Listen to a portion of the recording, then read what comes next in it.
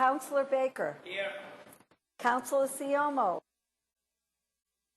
Councilor Flaherty. Here. Councilor Jackson. Councilor LaMattina. Councilor Linehan. Here. Councilor McCarthy. Here. Councilor Murphy. Councilor O'Malley. Councilor Presley. Councilor Wu. Councilor Yancey. Councilor Zachem. Mr. President, we do have a quorum. I've been informed by the clerk that a quorum is present. I would ask at this time for all councilors and guests to please rise while I invite my good colleague from Dorchester, Councilor Baker, to the podium to introduce today's clergy. After the invocation is delivered, I would ask all members and guests to remain standing as we recite the Pledge of Allegiance. So that's everybody, please stand. Everyone. Thank you. Councilor Baker. Thank you, Mr. President. Good morning, everyone. It's my pleasure today to introduce, I'm sure a lot of you know, Father Jack. Father Jack actually is the pastor of my home parish, the parish that I made all my sacraments in, was married my wife, my children were baptized there. Father Jack Ahern has been a pastor of Dorchester Tri-Parishes, which consist of St. Peter's, Holy Family, and Blessed Mother Teresa for the last 5 years. Father Jack, one of the more highly regarded priests in the Archdiocese of Boston, hails from Arlington. We won't hold that against him, though. And has previously served in parishes in Weymouth, Hingham, Quincy, and Brookline before coming to Dorchester. Father Jack is committed to his community and plays an active role in the Bowdoin Geneva section of Dorchester. Father Jack has built a relationship with the Boston Police, the District Attorney's Office, and residents throughout the community, and is dedicated to making Dorchester a better place to live and raise a family. Jack helped reduce violence and continues to be involved in all aspects. In 2012, Father Jack, along with Father Conway, received Crime Fighter of the Year. Yes, that outfit there is a crime-fighting outfit. During National Night Out, he received that award. Father Jack is an asset to Dorchester and its surrounding communities. With that, I'd like to welcome Father Jack Ahern.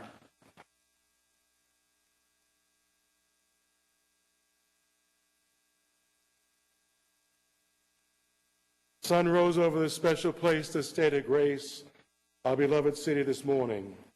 As we gather this noon, children and teens from our many schools are preparing to run into summer with all of its beauty and challenges. Students like the many here, who along with Nancy, deserve our praise and our gratitude for the important video they have done. May this summer be for them and for all students and all of us a summer filled with discovery, adventure, work, and good fun. May it be for them and for all who live, work, and recreate in our city a tranquil and a peace-filled time, wherein we can all bask in the beauty of our city and enjoy the many treasures and activities of many neighborhoods. May God also bless each of you this day with the gifts of wisdom, the virtues of humility, compassion, and courage as you make your deliberations on the city budget. May your thoughtful consideration be for the common good of our city and lift up all people who are blessed to call Boston their home. And finally, may God strengthen each and all of us in his love and enable us, as Prophet Micah proclaims, to do justice, to love kindness, to walk humbly with our God. We ask all these things in the name of God, the giver of all good gifts, now and forever.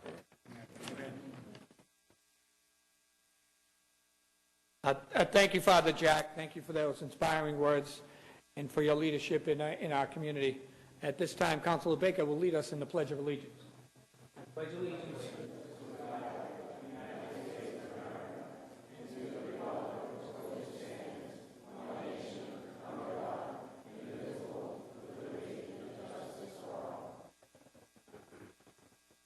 Thank you, Father Jack. Thank you, Councilor Baker.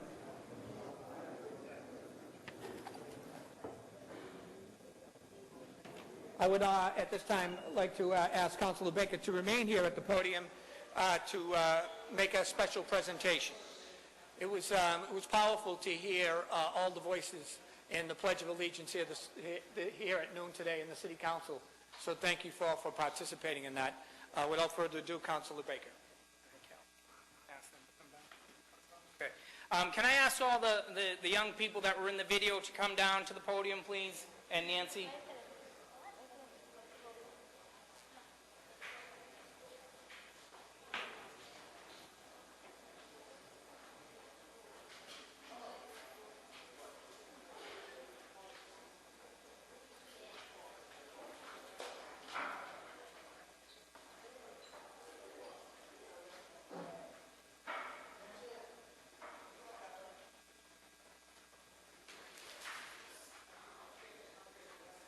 Yeah, we can line up in front also.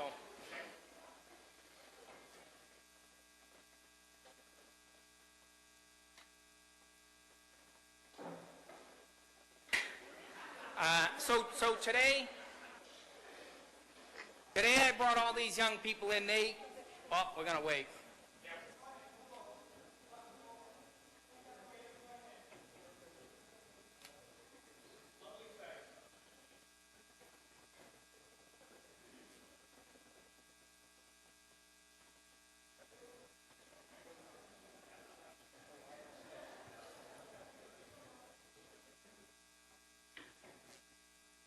Everybody ready?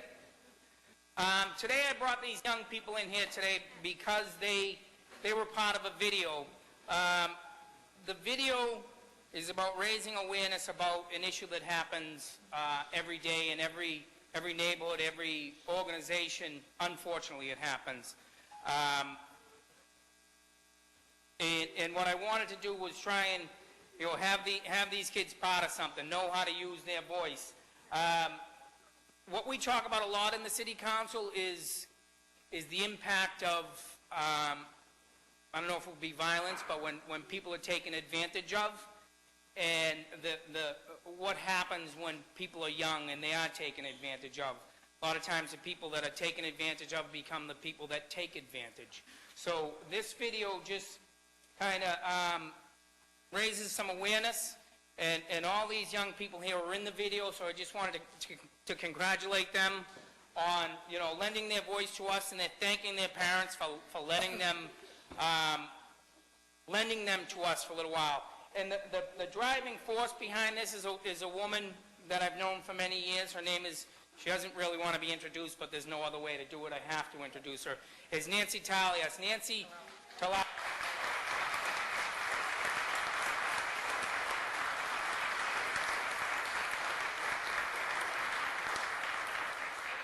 Tirelessly on this issue, and I'm going to turn it over to her, let her speak a little bit, and there you go, Nancy. You okay? Yep.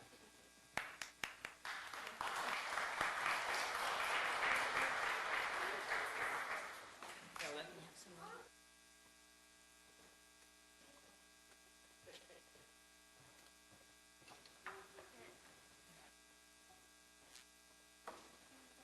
How about we thank City Councilor Frank Baker for arranging this wonderful ceremony?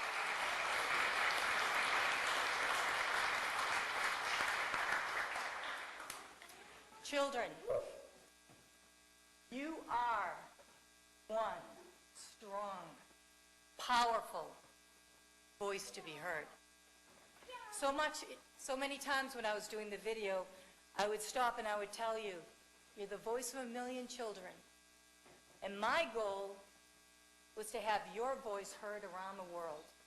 And I am so happy to tell you kids here today, to report back to you, that so far your video has been seen in all of the great United States, India, Canada, Australia, United Kingdom, Germany, Egypt, Ireland, Spain, Italy, New Zealand, U.S. Virgin Islands, Argentina, Mexico, Malaysia, Hong Kong, United Arab Emirates, Cape Verde, South Africa, Poland, Dominican Republic, Japan, Denmark, Netherlands, Luxembourg, Israel, Malta, Afghanistan, Chile, Lithuania, Sri Lanka, Saudi Arabia, Austria, Barbados, Belgium, and Greece.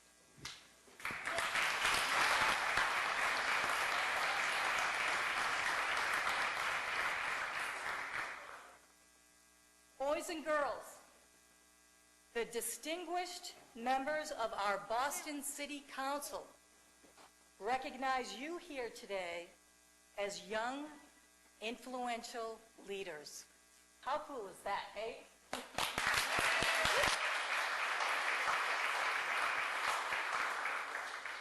I would also like to sincerely thank City Councilor Frank Baker for encouraging me to speak directly to the other City Council members of a safety program that I've put together, Prevention Through Education. Along with the video, there is a free children's book, a teacher's manual, and a parent's guide. The educational program is geared specifically for the kindergartners to teach our little ones at the earliest age of reason that their private places belong only to them. It's designed to be fun, interactive, and empowering with a focus on nurturing the children's confidence, their awareness, and their assertiveness skills. Men and women of the City Council, the statistics are before you. They're on the second page of the handout that you've received. The statistics are at frightening proportions. It's forefront in the news. The terrible scandals that brought light to the truth of a silent, equivocating epidemic. Yet, how do we embrace this? How do we deal with this? People get very, very uncomfortable when this topic comes up. I know, I was raised Irish Catholic, very old school. You just don't talk about things like that in public. Some parents would prefer it doesn't even exist. But there's just something about that word that begins with the letter S and ends with the letter X, followed by the word abuse, that is enough for most adults to head for the hills. So therein lies our quandary. How to address such a sensitive topic. And then a fellow advocate who's here today, Renee Chisholm. Could you raise your hand?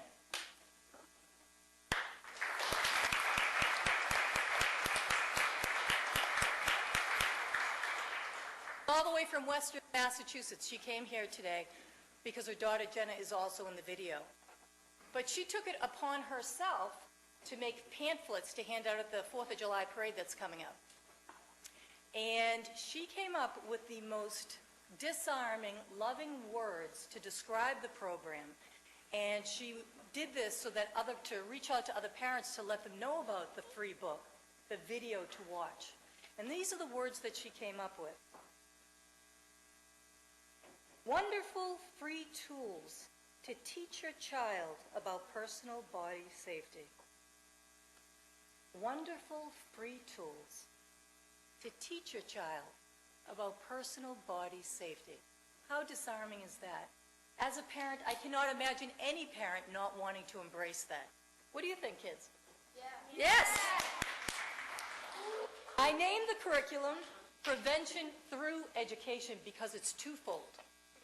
Not only does it help prevent a child from ever being abused, but it also addresses the residual effects of abuse, which are high school dropout rate, teen pregnancy, alcohol and drug abuse, and in too many cases, suicide.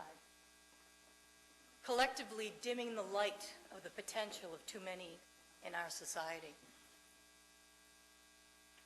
But through education, through awareness, our children will be too smart to believe any crazy story that a pedophile may tell them. They'll be too wise to be tricked into keeping any secrets.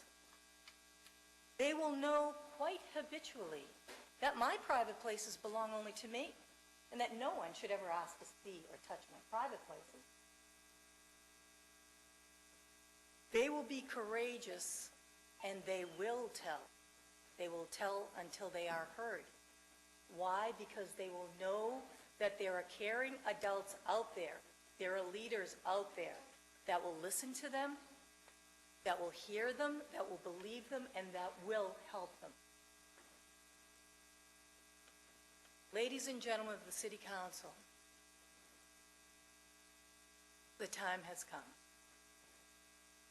The time has come in our lifetime for decisive action taken by courageous leaders who hold power now to finally see this epidemic being addressed and resolve to educate our children about personal body safety beginning at the earliest age of reason.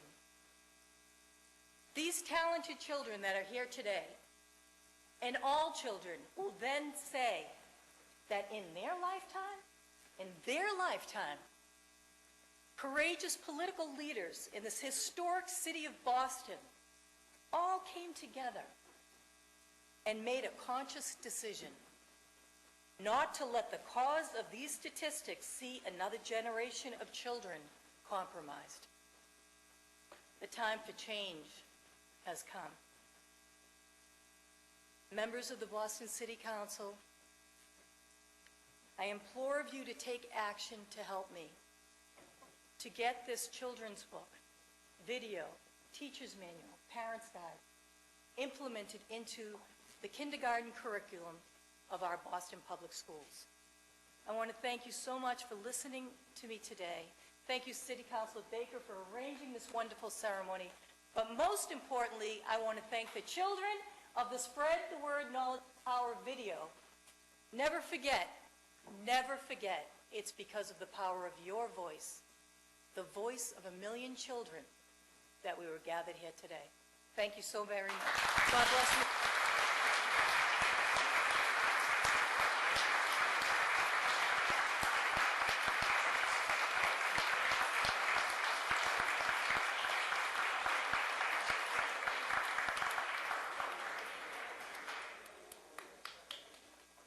And Nancy, you should.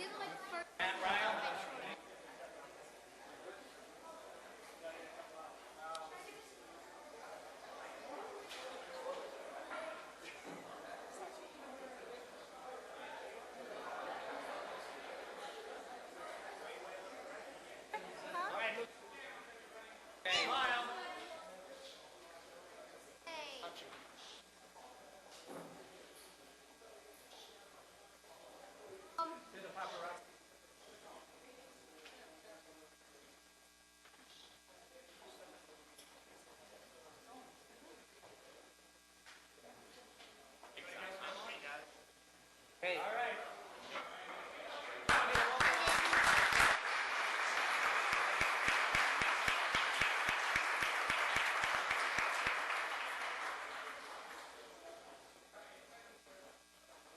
Hey, so everybody can go to the Piedmont room for pizza now.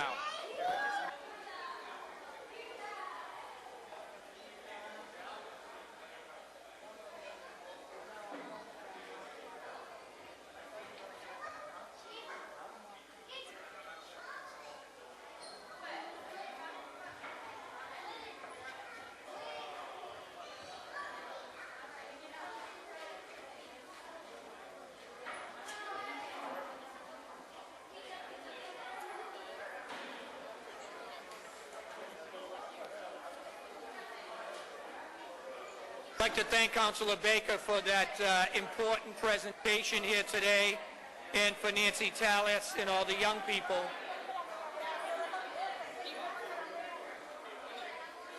Council will recess for a couple minutes to clear the chamber. Ryan.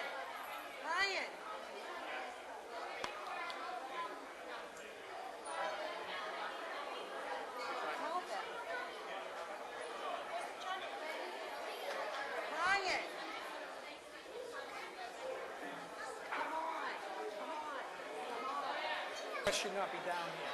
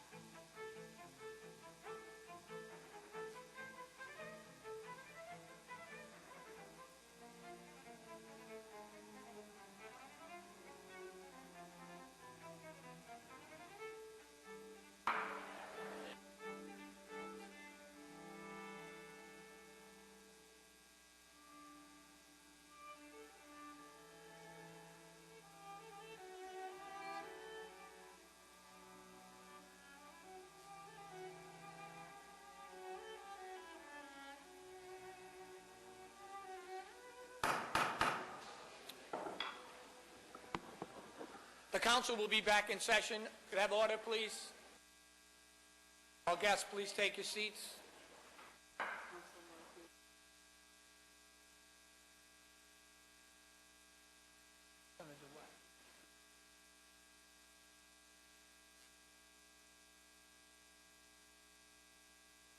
Madam Clerk, could you please record that Councilor Siomo, Councilor Murphy, and Councilor Yancey are present? Thank you, Mr. President. No, thank you, Madam Clerk. If there are no corrections to be made to the minutes of last week's meeting, the meeting will stand approved. Seeing and hearing no objections, the minutes are so approved. At this time, Madam Clerk, I would like to take out of order docket 1049, 1050, and 1051. I would ask that you read them individually, and then we will take a roll call vote on each of those matters after the debate. Thank you, Madam Clerk. Thank you.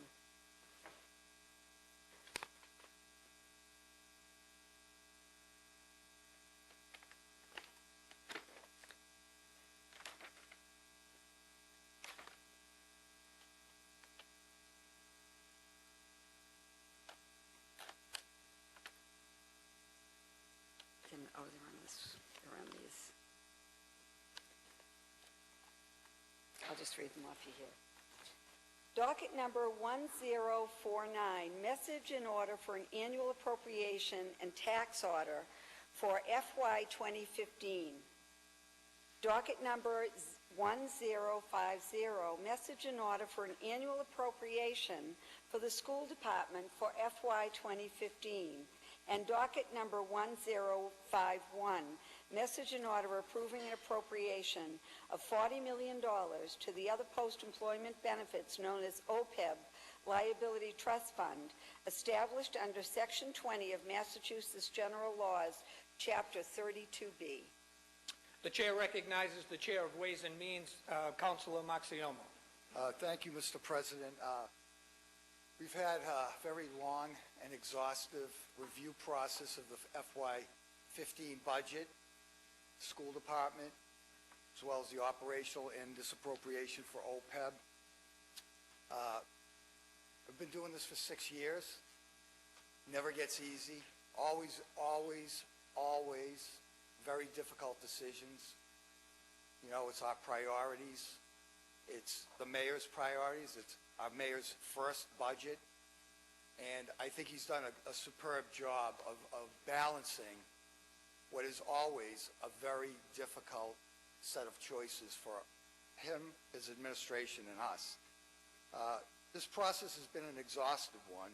Every department, small and large, has had their budget thoroughly reviewed in over 60 hours of well-attended council hearings. The budget dockets before you represent the culmination of these efforts. The budget is sound, responsible, and invests in many important initiatives.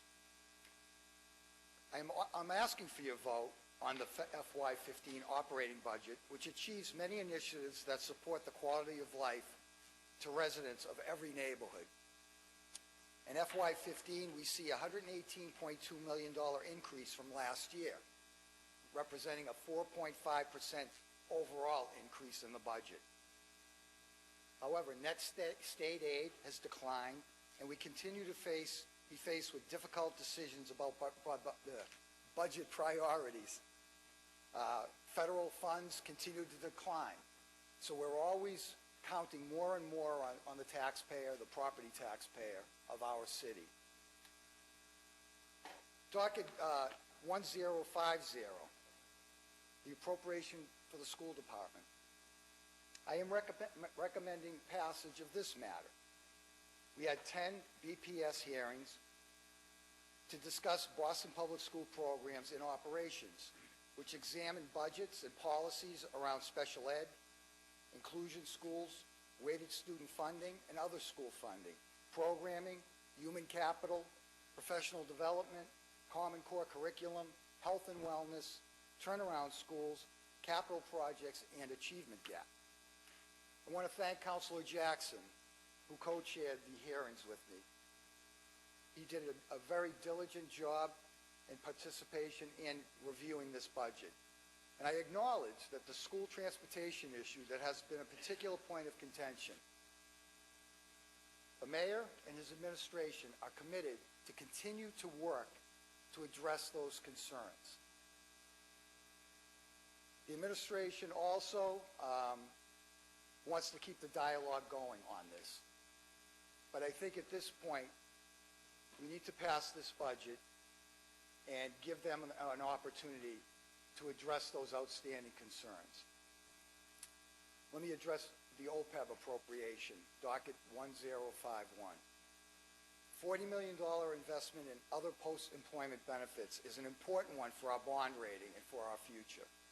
It is a solid commitment to maintain the responsible framework to reduce this $2.1 billion liability. I'd like to thank my colleagues on the council. Everyone participated fully, thoughtfully, and exhaustively throughout this whole process. I also want to thank especially Councilor Wu as the Vice Chairman, who lended great support to me and our colleagues in her role as Vice Chairman. I would also like to thank the Mayor and his team for their hard work. Dave Sweeney, Karen Connor, Chris English, Tim Sullivan, John McDonough, and Meredith Wienick. They're always so helpful to me throughout this process. Thanks also to the Council's central staff, all of whom actively participate in budget hearings and reviews. Especially, I'd like to thank Council Budget Director Kate Sullivan and my office staff, especially Mark Hanley, my Chief of Staff, for assistance throughout this budget season. Thanks to Kerry Jordan behind the scenes, who's really worked extremely hard, not just with Ways and Means, but the numerous government ops hearings and economic development planning hearings, the hearings out in the neighborhood, taking the show on the roads, so to speak. He's put in long and hard hours, and I want to give him a special thanks. The City of Boston's fiscal strength is a testament to all of our good work. So at this time, I recommend passage of all three dockets. Thank you. Thank you, Councilor Siomo. Councilor Jackson. Thank you very much, Mr. President. I rise as the Chair of Education. I want to take this time to compliment the process that Councilor Siomo led. I think it was a fair and in-depth process that allowed us to figure out many good things that are in this budget, things around trauma that will help folks who are hurt be less hurt, many programs that will be funded. But I will take my time to deal with what Nancy Talalas referred to when she referred to us as courageous political leaders.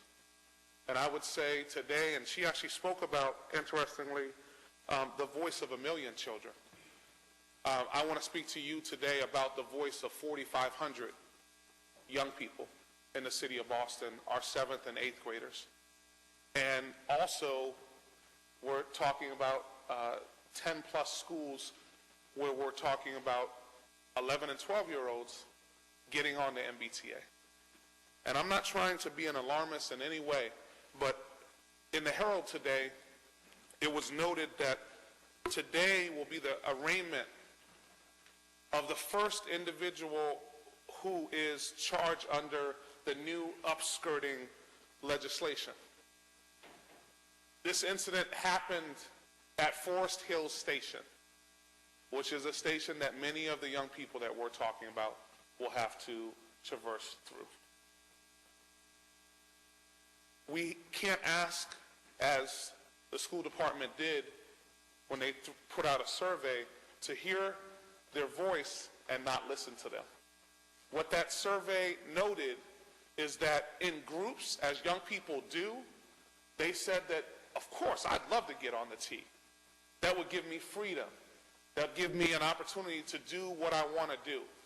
But when you ask young people individually, the overwhelming majority of young people spoke to their safety. We live in a city where in some neighborhoods, it's fine and easy and not dangerous to walk down the street. But we also live in a city that in some neighborhoods, many young people, in particular young people who are going through puberty, who oftentimes shoot up to above 6 feet, as I did when I was a young person, have to think about their safety. Have to think about where they walk, how they walk, and when they walk. We also need to not look at this through the eyes of adults and go back and say, well, this is what I did when I was a young person. It's a different world for the young people that live in the city of Boston today. As noted last night in a hearing that I had on the Commission on the Status of Black Men and Black Boys, in the 90s we had 15 gangs in the city of Boston. Today in 2014 we have 150 gangs in the city of Boston. You're asking our future to walk through and grow up instantly as they have to negotiate their way to school. We have people who've come in this room and told us that young people are going to get to school on time more often, that young people are going to have better attendance than they do right now. They have told us things that are false and untrue relative to what's going to happen to young people. And also, we know that this year we will put $10 million back in the coffers. Very financially sound plan. My question to this council and to the members of this council is this plan a morally sound plan? If we stand here next year and put $10 million back into the coffers, and anything happens to a 7th and 8th grader in the city of Boston, then I don't believe we have done right by the most important individuals in the city of Boston, the folks who will run the city in the future. I think there's a lot of good in parts of this budget, but I find that in the school budget that we have fallen short of being sure of the safety of our young people. This was an idea and became a plan after this body voted 13-0 to tell the school department, tap the brakes, take your time, don't vote on this. That fell on deaf ears. And so today, I have to, in my capacity and as chair of education, make the recommendation that we do not vote in the affirmative for the school budget. I'd like to thank, again, the staff who worked so hard on this budget. I'd like to personally thank my staff, and I also would like to thank the chair of Ways and Means, Mark Siomo, for the great work that he has done. But we have to ensure the safety of the young people of the city of Boston. And again, I don't want to be right on this. I don't want to be an I told you so on this. But we put young people, 4,500 young people, twice a day for 180 days a year in jeopardy. And we cannot be sure, and with not having that surety, I cannot vote in affirmative for the school budget. Thank you very much, Mr. President. Thank you, Councilor Jackson, and thank you for your work on the budget as the chair of the Committee on Education. Councilor Presley.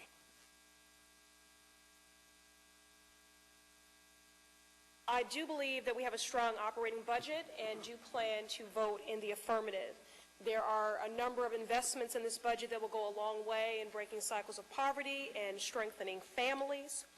I applaud the mayor for recognizing that trauma support services are critical to stabilizing families and building healthy communities.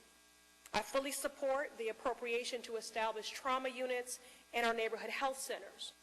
And I'm glad the mayor has added an additional BRJP monitor to get back to the monitoring levels of 10 years ago when we had a similar building boom. I support the investment in a chief diversity office and another staff position within the Office of Women's Advancement.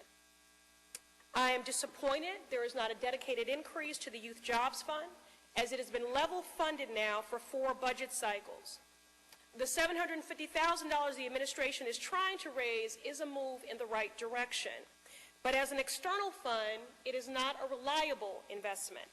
I know the administration is committed to our youth, and I ask that we partner together with youth to develop a strategic plan to restore funding to 2001 levels and expand eligibility to 14 and 19-year-olds. As for the Boston Public Schools budget, a budget should be a statement of our values, but it's often a play against our values. The fact of the matter is that all of these priorities are important. They all have an impact on family, on individual lives, and communities in this great city. We all have, taken tough votes in the past, ones that required cuts in programs that I care deeply about. But in the interests of the greater good, I took those tough votes. I do not believe the policy plan to transition middle school students in its current iteration serves the greater good. Notwithstanding the very real and legitimate public safety concerns, the fact of the matter is that the cost savings are questionable. I have serious concerns about whether this proposal is sustainable with the level of resources already expended to look at individual routes, to look at waivers, have teachers ride with students, to have to fix street lights, and the list goes on. It is my opinion that this was not a proposal made for economic reasons, though there are some savings.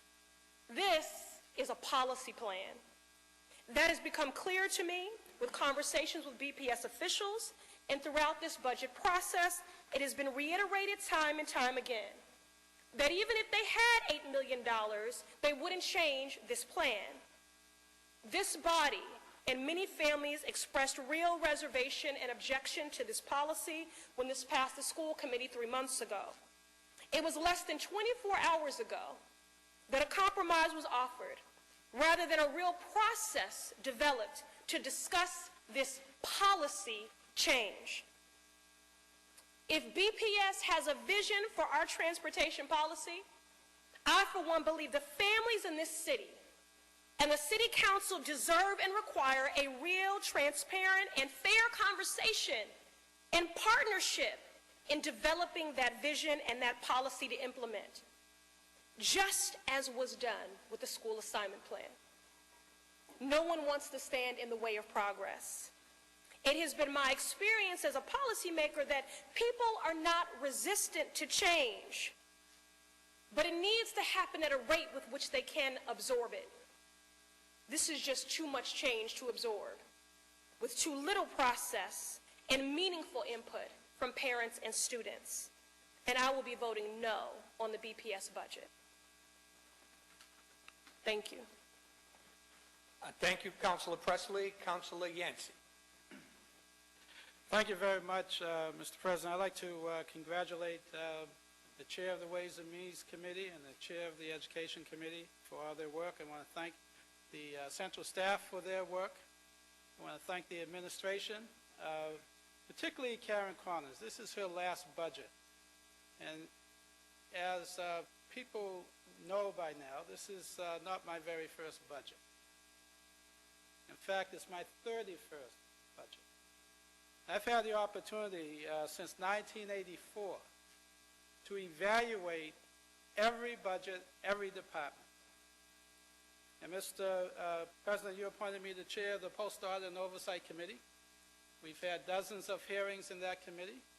I've evaluated every revenue source and every expense of every department for fiscal year 13 and fiscal year 14.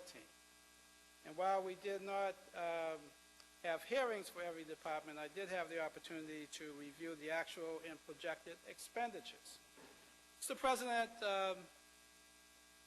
at the very last Ways and Means Committee hearing, I raised some questions and some concerns about the city's priorities, particularly with regards to the transportation of 7th and 8th grade children. And I asked if we could determine that the budget as submitted significantly understates the likely revenue for next year. And if we can demonstrate that, would the administration be willing to make some adjustments? And being the good soldiers that they are, the representatives of the administration basically said, no, this is the budget. Almost saying, take it or leave it. Mr. President, I know that's not where the mayor is coming from on this. And I will state that as of April, I have numbers for May as well, but as of April 30th, 2014, several of our accounts have exceeded the budget. And it's significant because the revenue projections for fiscal year 15 were based in part on the activities of the preceding year, the current fiscal year. So, for example, in the area of excises, as of April 30th, we exceeded the projection by more than $11 million. For the current year, as of June 30th, that surplus can easily exceed $20 million. Likewise, in the area of our parent licenses and permits, we've exceeded that budget by more than, again, by more than $11 million. And we've exceeded the excises by more than $6 million with a projected surplus close to $30 million.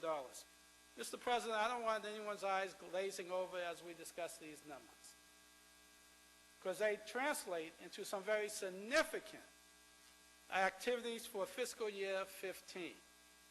The school department is saying that it has to cut $8 million from transportation. Out of a budget of $2.7 billion for the operating budget as well as the school departments, this is 0.3%. We have more than enough projected revenue to easily handle that minor adjustment. So, Mr. President, I'm asking that we reject the school department's budget, send it back, and if necessary, have yet another Ways and Means Committee hearing with a newly adjusted school department budget that guarantees that we are not going to subject our very young 7th and 8th graders to a daily trip on the MBTA when we can and we have the wherewithal to provide a safe trip to and from home. Our MBTA bus drivers are not trained to monitor our young school children. And I commend the administration for recognizing the importance of having monitors, because the administration did in fact, and I want to appreciate this fact, that the administration did increase the number of school bus monitors. Not as much as many of us would like, but it's an acknowledgement that we have to do a better job providing for the safety of our children. Putting 7th and 8th graders on the school buses is just the opposite.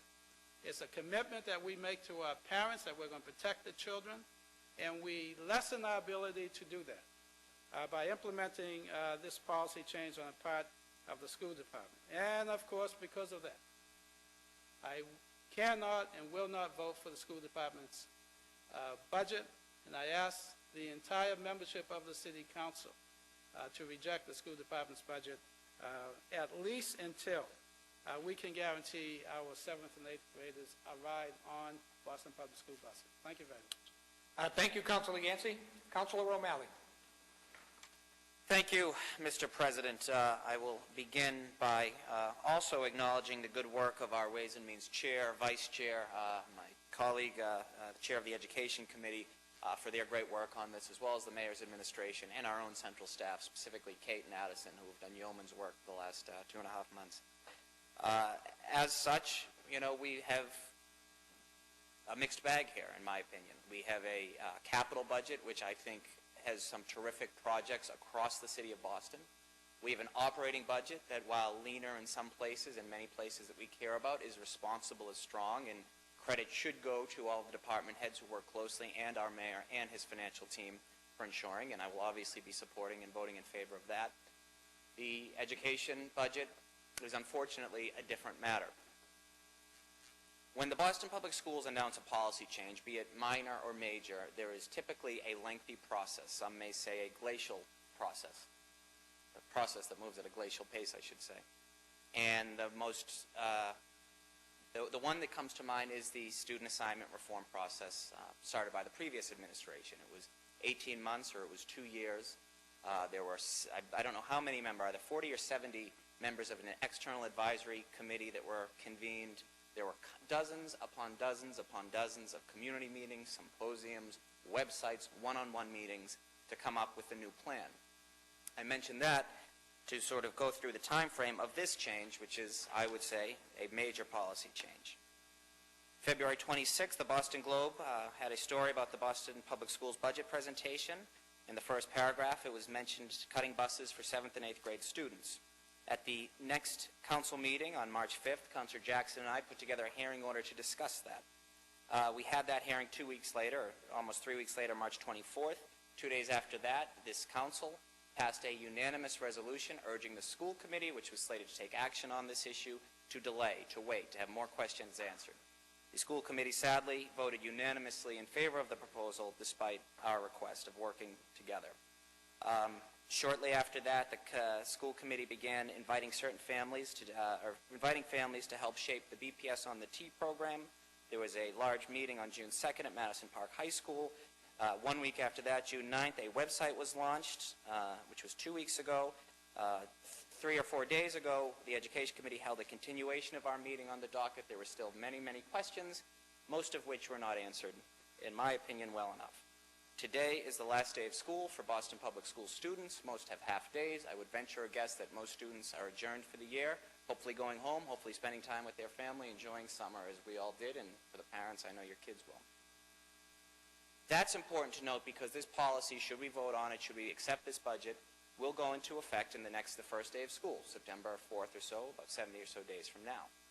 And among the larger concerns I have with this proposal, as many parents don't know it is happening. To this day, I still hear from parents saying, what's going on, what's happening? And it's important to note that this proposal, this policy change, was rolled out after the fact that many of these parents had selected their middle schools for their children. This may have been, in fact, in many cases, would have been a condition that they would take into account. It is startling to me that we are moving so fast on this, the fact that we have taken our time with others. We recognize that there's not an unlimited source of revenue to fund everything that we would want to do. I think that this body, more than ever perhaps, has taken a financially responsible approach to this job, to this, the most important part of our job, which we are about to do in voting on these budgets. It hasn't been well thought out. Now, we've heard from some other speakers, and I know the mayor, someone who cares deeply about all of our kids, all of our neighborhoods, about the schools, that if there are issues, he will address it when they come out. It's similarly to just the other night when I asked someone from the MBTA if there would be added buses, added fleet to accommodate these 4,400 students that would be taking the T.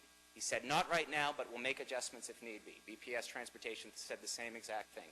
That's not good enough for me. It's not good enough to suggest that we will address this, we will fix this when we have to, when I truly believe we have another option here. For all along, up until last night, we were told there was no movement here. This couldn't change. This was $8 million that we couldn't plug. We needed to do it. And last night, and again, and I mean this sincerely, I give credit to the mayor and his administration for trying to come up with a compromise. And the compromise floated was, we will keep 7th graders as is with an opt-out proviso and just focus on the 8th graders. I asked how much that would save, and again, this figure, I don't know how fast it was, but was told that it would save about $2 million as opposed to $8 million, which means we'd be spending $6 million. I came back and said, well, if that is the case, if we're getting close, why not just have an opt-out proviso for both 7th and 8th graders? In other words, keep what we currently have with allowing students that for whatever reason it may make sense, given their neighborhood, given how close they live to a school, to have that bus pass, and then use this year as a working year to address these, to plan these concerns. We're told that there'll be shuttles that are needed, particularly in the far-flung neighborhoods, West Roxbury, East Boston, Hyde Park, Alston, Brighton. We're told that that will be addressed, but we don't know enough because the plan, while in theory we're told that it will be addressed, we haven't seen anything. We don't know. So it's my suggestion that we wait this year. We take this year, we keep it as is, and then we allow that lengthy process to address all of these concerns, recognizing the fact that we may have to address this 1 year from now, but at least have that time. And that's what I'm asking. You know, the other thing that has come up throughout this process is that other cities aren't doing this. Other cities think it's ridiculous that Boston has to still spend so much in transportation. That's really not an apt argument or comparison to make because most other cities haven't gone through what we have, which we recognized last week, the 40th anniversary of a federally mandated desegregation plan for our schools, which is why we don't have, in many cases, students going to schools close to home. Some of these other cities, you would go to a school that is closer to your home, elementary, middle school, high school. And that's why it's really not a fair comparison to say other cities aren't doing this, so we shouldn't either. This is different. Boston is a very unique city. There are several others, but not many that can have gone through the same thing that we have, and that's another reason why I'm not comfortable about this. I will be voting no on the education budget. I take no joy in that. I like this mayor. I support this mayor. I think he is doing, by all accounts, a great job. I think this major proposal, is it not been well thought out enough, has not been including many parents in the conversations or the planning. Again, it is the last day of school. There are going to be 4,400 students, many of whom don't even know that this will be affecting them on the first day of school when they go back into school in September. And that's why I'm voting no. Thank you, Mr. President. Thank you, Councilor O'Malley. Councilor Wu. Thank you, Mr. President.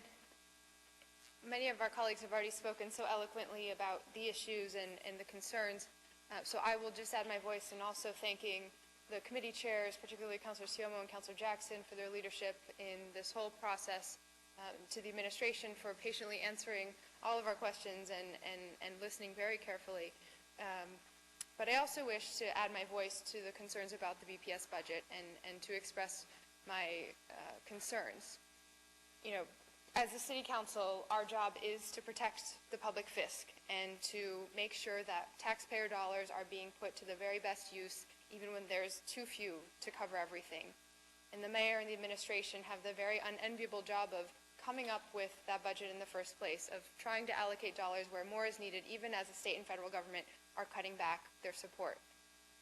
However, understanding that this is a tough budget year for Boston Public Schools, for those reasons, I can't ignore my family's personal experiences, particularly around the transportation issue, because it aligns with the experiences of so many families that we've heard from over the course of this budget season.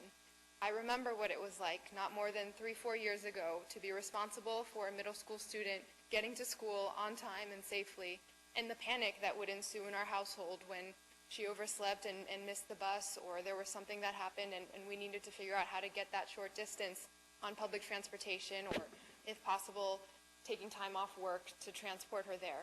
And that's not even touching on many of the issues of trauma and public safety concerns that lurk for many of our middle school students.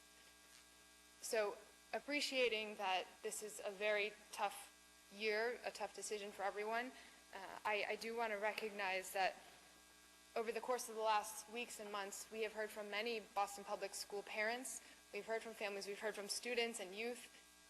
There are many concerns, and for the budget not to change between the original submission and the resubmission, for me, is just a larger concern as well. So for those reasons, I will not be voting in support of the BPS budget, understanding that there are many things that are well-funded, both in there and the larger operating budget, but can't ignore the personal experiences that line up with so much of what we've heard. Thank you, Councilor Wu. Councilor Murphy. Thank you, Mr. President. I don't think I could adequately add to the eloquence of all of my colleagues with anything substantive that I could say, other than maybe a personal story about growing up in this city and growing up in public housing originally and being a young family and getting a break where I got into one of the exam schools in the 7th grade. And it changed my life because I was walking 3 doors to my school, and then all of a sudden, at the age of 12, I had to grow up in a hurry. And I had to go down to the end of my street and get a bus and get a transfer from the MBTA driver and take that bus 1.5 miles and get on another MBTA bus that took me to Forest Hill Station, 5 miles away, and through a couple of neighborhoods. And then I got to the Arbor Yard and I got on a trolley, and the trolley took me through Jamaica Plain, through Brigham Circle into Roxbury, and I got off in the Fenway. And I used to get up at 5:10 in the morning, and my mother would get up with me, and she'd make me breakfast and get me ready and out the door. And I was looking for my first day somebody that I knew from my neighborhood to latch on to show me the way. And I was in fear my first day. But eventually, my fears were overcome by something that became every day, my experience of doing it. And I think it was a good, I try to think back on my own development, and I think that was something good. It forced me to grow up. And I've heard arguments, I wasn't even going to speak today about safety issues. The Boston I grew up in, Part 1 crime was double back then what it is now. I know that somebody's going to come up and say that it's a different year, a different city, but there's always been that fear. And nobody ever held the elected officials of the time accountable if somebody got hurt on the school run. I'll just follow it up by talking about what happened yesterday. I was driving to work, and I took a left-hand turn on Ashmont Street at Neponset Avenue at about 8:45 in the morning. And I saw a yellow school bus, a Boston public school bus, coming down Neponset Ave in the southerly direction with his flashing red lights and his stop sign on as he was traveling at 25 miles an hour down Neponset Avenue. And people in front of me and myself almost stopped because, you see that stop sign and you've got to stop, but this guy was going.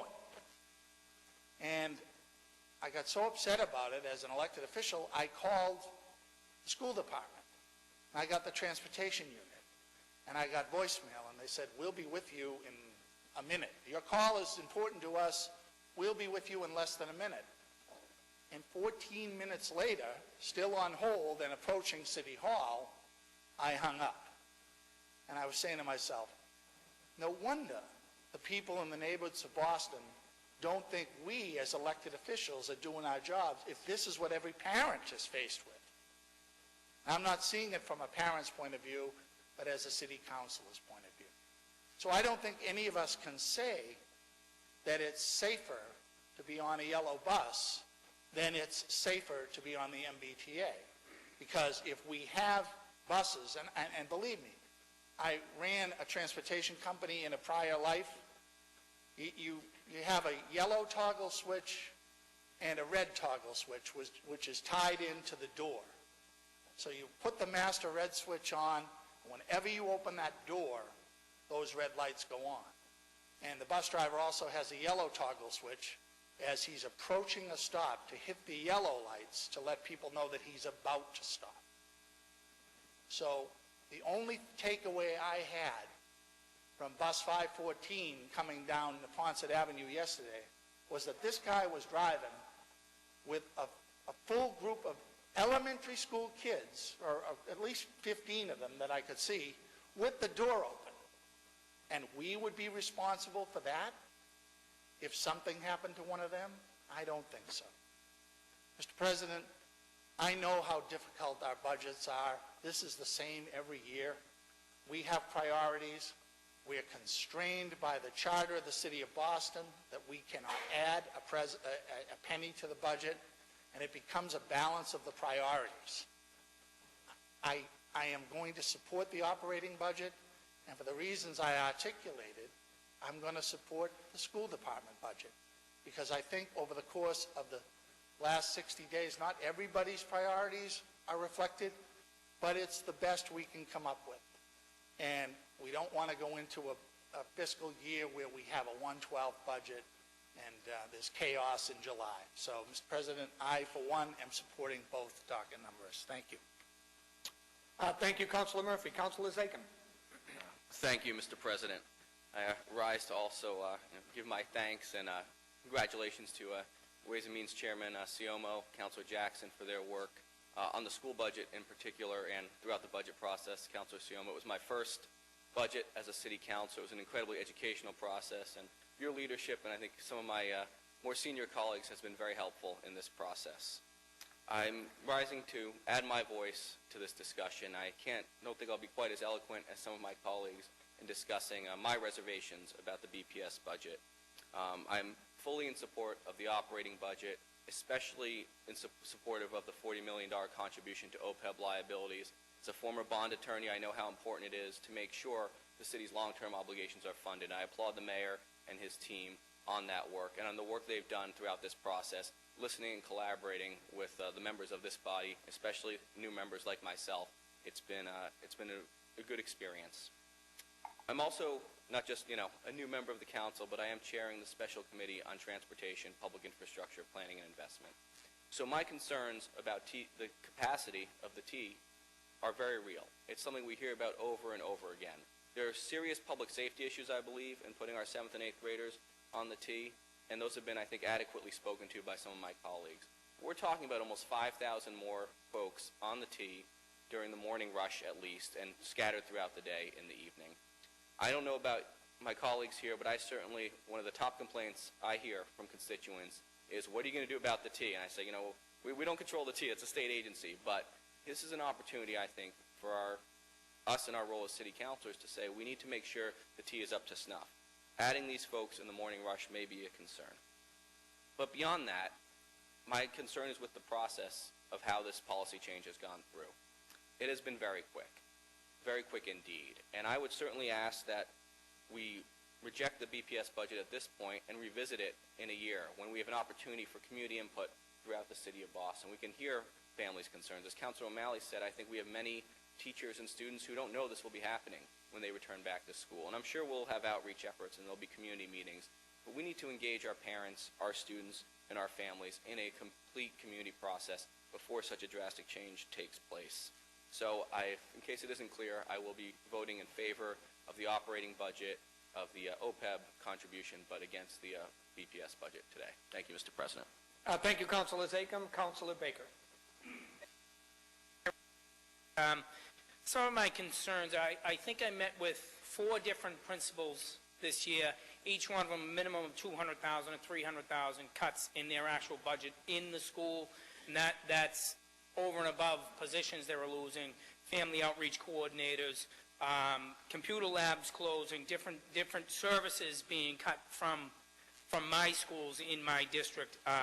This is a very difficult vote, but my concern is that if this $8 million that is being taken from the transportation, if that has to be taken from operations within the district schools, I think there'll be more difficult cuts. So I will be voting in the affirmative in the school transportation budget. Thank you. Thank you, Councilor Baker. Madam Clerk, I will take these in numerical order. Docket 1049 is the City of Boston's operating budget. That is the first matter. Docket 1050 is the school department budget, and docket 1051 is the OPEB budget. so that all councilors are clear. Madam Clerk, docket 1049. Docket 1049, Counselor Baker. Yes. Counselor Baker, yes. Counselor Siomo. Yes. Counselor Siomo, yes. Counselor Flaherty. Yes. Counselor Flaherty, yes. Counselor Jackson. Yes. Counselor Jackson, yes. Counselor LaMattina. Yes. Counselor LaMattina, yes. Counselor Linehan. Yes. Counselor Linehan, yes. Counselor McCarthy. Yes. Counselor McCarthy, yes. Counselor Murphy. Yes. Counselor Murphy, yes. Counselor O'Malley. Yes. Counselor O'Malley, yes. Counselor Presley. Counselor Presley, yes. Counselor Wu. Counselor Wu, yes. Counselor Yancey. Yes. Counselor Yancey, yes. And Counselor Zachem. Counselor Zachem, yes. Mr. President, on docket number 1049, we have a unanimous vote. The clerk has informed me that docket 1049 has passed unanimously. Madam Clerk, please read the roll for docket 1050, which is the BPS school operating budget. Docket 1050, Counselor Baker. Yes. Counselor Baker, yes. Counselor Siomo. Yes. Counselor Siomo, yes. Counselor Flaherty. Yes. Counselor Flaherty, yes. Counselor Jackson. No. Counselor Jackson, no. Counselor LaMattina. Yes. Counselor LaMattina, yes. Counselor Linehan. Yes. Counselor Linehan, yes. Counselor McCarthy. Yes. Counselor McCarthy, yes. Counselor Murphy. Yes. Counselor Murphy, yes. Counselor O'Malley. Counselor O'Malley, no. Counselor Presley. Counselor Presley, no. Counselor Wu. Counselor Wu, no. Counselor Yancey. Counselor Yancey, no. And Counselor Zachem. Counselor Zachem, no. Mr. President, docket number 1050 has passed with a 7-6 vote. The clerk has informed me that docket 1050 has passed with a 7-6 vote. Madam Clerk, please read the roll for docket 1051. Docket 1051, Counselor Baker. Yes. Counselor Baker, yes. Counselor Siomo. Yes. Counselor Siomo, yes. Counselor Flaherty. Yes. Counselor Flaherty, yes. Counselor Jackson. Yes. Counselor Jackson, yes. Counselor LaMattina. Yes. Counselor LaMattina, yes. Counselor Linehan. Yes. Counselor Linehan, yes. Counselor McCarthy. Yes. Counselor McCarthy, yes. Counselor Murphy. Yes. Counselor Murphy, yes. Counselor O'Malley. Yes. Counselor O'Malley, yes. Counselor Presley. Counselor Presley, yes. Counselor Wu. Counselor Wu, yes. Counselor Yancey. Yes. Counselor Yancey, yes. And Counselor Zachem. Counselor Zachem, yes. Mr. President, docket number 1051 has received a unanimous vote. The clerk has informed me that docket 1051 has passed unanimously. I'm going to move on through the agenda, and we will do the votes for capital as part of the green sheet section of the agenda. Communications from His Honor the Mayor, Madam Clerk. Docket 1101, message and order authorizing the City of Boston to accept and expend a grant of $50,000 from the Massachusetts Department of Energy Resources Green Communities Municipal Energy Management Grant Program for fiscal year 2015, to be administered by the City of Boston's Office of Environment, Energy, and Open Space. Docket 1101 will be assigned to the Committee on Environment and Parks. Madam Clerk, petitions, memorial, and remonstrances. Docket 1102, petition of Group Zoom, Inc., for a license to operate motor vehicles for the carriage of passengers for hire over certain streets in Boston. Docket 1102 will be assigned to the Committee on City, Neighborhood Services, and Veterans Affairs. Madam Clerk, reports of public offices and others. Madam Clerk, would you please read 1103 through 1115. Docket number 1103, notice is received from the Mayor of the appointment of Eugenia Smith as a member of the Boston Housing Authority Monitoring Committee for a term expiring January 4th, 2016. Docket number 1104, notice is received from the Mayor of the appointment of Mina Carr as a member of the Boston Housing Authority Monitoring Committee for a term expiring January 4th, 2016.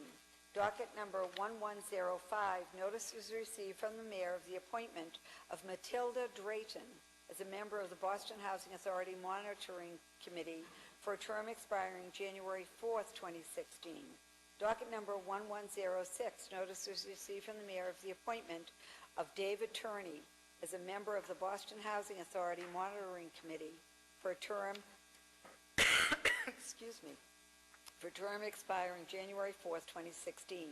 Docket number 1107, notice was received from the mayor of the appointment of Juliette Lopez as a member of the Boston Housing Authority Monitoring Committee for a term expiring January 4th, 2016. Docket number 1108, notice was received from the mayor of the appointment of Edna Wilrich as a member of the Boston Housing Authority Monitoring Committee for a term expiring January 4th, 2016.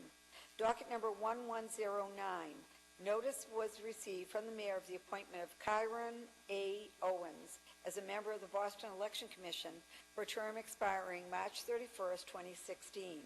Docket number 1110, notice was received from the mayor of the appointment of Geraldine M. Kadir as the chair of the Election Commission for a term expiring March 31st, 2015. Docket number 1111, notice was received from the mayor of the appointment of Geraldine M. Kadir as a member of the Boston Election Commission for a term expiring March 31st, 2018. Docket number 1112, notice was received from the mayor of the reappointment of Edward Saywell as a commissioner to the Boston Arts Commission. Docket number 1113, notice was received from the mayor of his absence from the city on June 20th, 2014 until June 23rd, 2014. Docket number 1114, communication was received from the Boston Retirement Board granting of the FY 2015 COLA. And docket number 1115, communication was received from the clerk of the filing of the Boston Redevelopment Authority with agreement between the City of Boston and the Beacon Hill Rogerson Limited Partnership pursuant to Chapter 121A, Section 6A, Massachusetts General Law. Docket 1103 through docket 1115 will be placed on file. Madam Clerk, reports of committees. Mr. President, should I read 0594? Yes, please do. Thank you. The Committee on Economic, docket number 0594, the Committee on Economic Development and Planning and Labor, to which was referred on April 4th, 2014, docket number 0594, message in order for the confirmation of the reappointment of Helen Pillsbury as a member of the Aberdeen Architectural Conservation District Commission for a term expiring May 31st, 2016, submits a report recommending the order ought to be confirmed. Docket number 0595, the Committee on Economic Development and Planning and Labor, to which was referred April 4th, 2014, docket number 0595, message in order of the confirmation of the reappointment of Lisa Parcell as a member of the Aberdeen Architectural Conservation District Commission for a term expiring May 31st, 2016, submits a report recommending the order ought to be confirmed. And docket number 0596, the Committee on Economic Development and Planning and Labor, to which was referred on April 4th, 2014, docket number 0596, message in order of the confirmation of the reappointment of Sharon Cayley as a member of the Aberdeen Architectural Conservation District Commission for a term expiring May 31st, 2015, submits a report recommending the order ought to be confirmed. On these confirmations, the chair recognizes the chair of Committee on Economic Development and Planning and Labor, Councilor LaMartina. Mr. President, on June 19th, we held a meeting. On June 19th, we held a hearing on the reappointments of 7 appointments and reappointments to the Aberdeen. Council will be in recess. 1 second.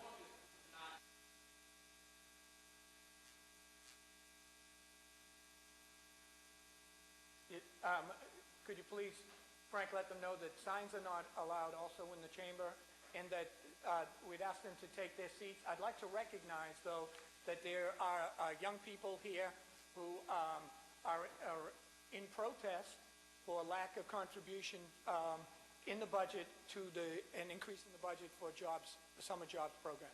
So I've recognized that. Now I hope that you would duly take your seats and act accordingly. Thank you.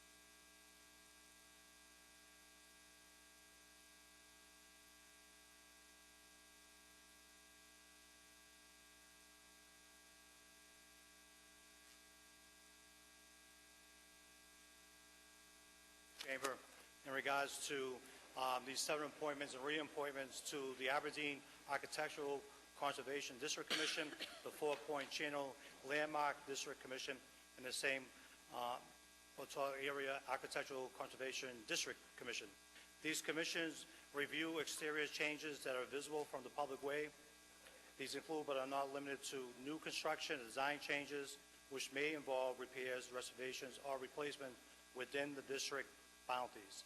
The commissions are composed of 7 members, 5 are full members, 2 alternates. Of the full members, 3 of these representatives are landmark commissions, while 2 represent the communities. And also the alternate members are also community representatives. So I ask that this board confirm these appointments. Thank you. Thank you, Councilor Lamattina. Councilor Lamattina moves acceptance of the committee report in confirmation of docket 0594. All in favor say aye. All opposed, nay. The ayes have it. Docket 0594 has been confirmed. Councilor Lamattina moves acceptance of the committee report in confirmation of docket 0595. All in favor say aye. All opposed, nay. The ayes have it. Docket 0595 has been confirmed. And Councilor Lamattina moves acceptance of the committee report and confirmation of docket 0596. All in favor say aye. All opposed, nay. The ayes have it. Docket 0596 has been confirmed. Madam Clerk. Docket number 0597, the Committee on Economic Development and Planning and Labor, to which was referred on April 4th, 2014, docket number 0597, message in order for the confirmation of the reappointment of Michelle Yealy as a member of the Fort Point Channel Landmark District Commission for a term expiring May 1st, 2015, submits a report recommending the order ought to be confirmed. The chair recognizes the chair of the Committee on Economic Development and Planning, Councilor Lamattina. Hearing the council in regards to the appointments of these commissions, simply their reappointments, and ask that you will support them. Thank you.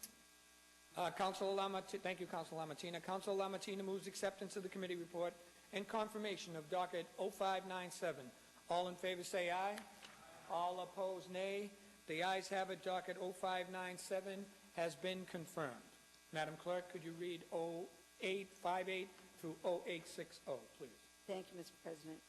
0858, the Committee on Economic Development and Planning and Labor, to which was referred on May 14, 2014, docket number 0858, message in order for the confirmation of the appointment of Barbara Wennerholm as a member of the St. Petolph Architectural Conservation District Commission for a term expiring May 9, 2017. Submits a report recommending the order ought to be confirmed.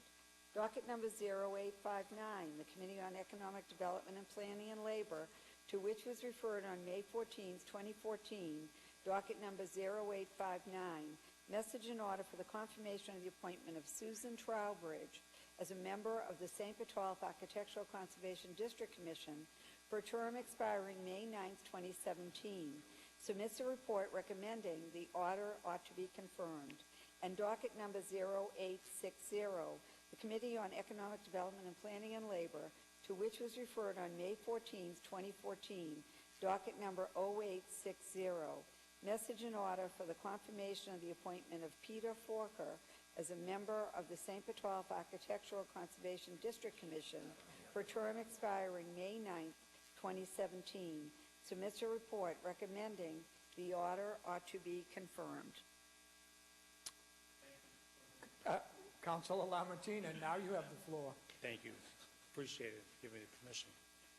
Again, these are appointments and reappointments to the St. Paul Area Architectural Conservation District Commission. Again, they made up of 7 members. 3 of them are community members and 4 are landmarks. Thank you. I urge my fellow councilors to support this. It also passed. Councilor Lamartina moves acceptance of the committee report and confirmation of docket 0858. All in favor say aye. All opposed, nay. The ayes have it. Docket 0858 has been confirmed. Councilor Lamartina moves acceptance of the committee report and confirmation of docket 0859. All in favor say aye. All opposed, nay. The ayes have it. Docket 0859 has been confirmed. And Councilor Lamartina moves acceptance of the committee report and confirmation of docket 0860. All in favor say aye. All opposed, nay. The ayes have it. Docket 0860 has been confirmed. Madam Clerk, matters recently heard for possible action. Docket number 0816, order regarding a text amendment for Boston Zoning Code, Article 8, Section 8-7. Would you like me to read? There's 2 separate. Yeah, there's 2. Why don't you docket 0857 also? Yeah. Councilor Lamartina.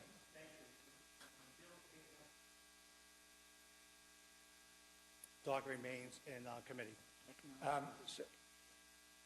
Chair recognizes the chair of the Committee on Economic Development and Planning, Again. Councilor Lamartina, on docket 0816. On 0816 docket, can you please keep that in committee? Thank you. Okay. Councilor, that matter will remain in committee. On economic. Read docket 0857, Madam Clerk. Docket 0857, order regarding a text amendment to Boston Zoning Code, Article 8, Section 8.7. Councilor Lamartina, you have the floor. Oh, thank you, Mr. President. On docket number 0857, we held a hearing on June 23rd, where we heard from residents of Beacon Hill and some of the business owners and community leaders over there with Councilor Zachem. So over the past couple of years on Charles Street, particularly in Cambridge Street, where they've been seeing over there, a lot of the first floor businesses and the basements, we see banks going in there. Some of them put ATM machines there, taking up some valuable retail space on Charles Street and on Cambridge Street. So what this is meant to do, this change in the zoning code, is really meant to maintain the character of those streets and the quality of life of the people that live there. So I would ask that the people here, my fellow councilors, support this docket, and I would like to ask Councilor Zachem if he wants to say a few words. Thank you.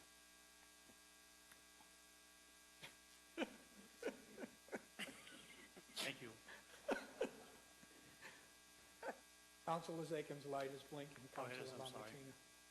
Lamartina. Thank you, Councilor Lamartina. Just 1 second. Councilor Press, I'll recognize you after this matter. Councilor Zachem. Thank you, Mr. President. Thank you, Chairman Lamartina, for having an expeditious hearing on this proposed amendment to the Boston zoning code. We had a very informative hearing with residents of the Beacon Hill community, and I think just as importantly, the leadership of the Beacon Hill Business Association, all of which were unanimously in favor of this change to the zoning code.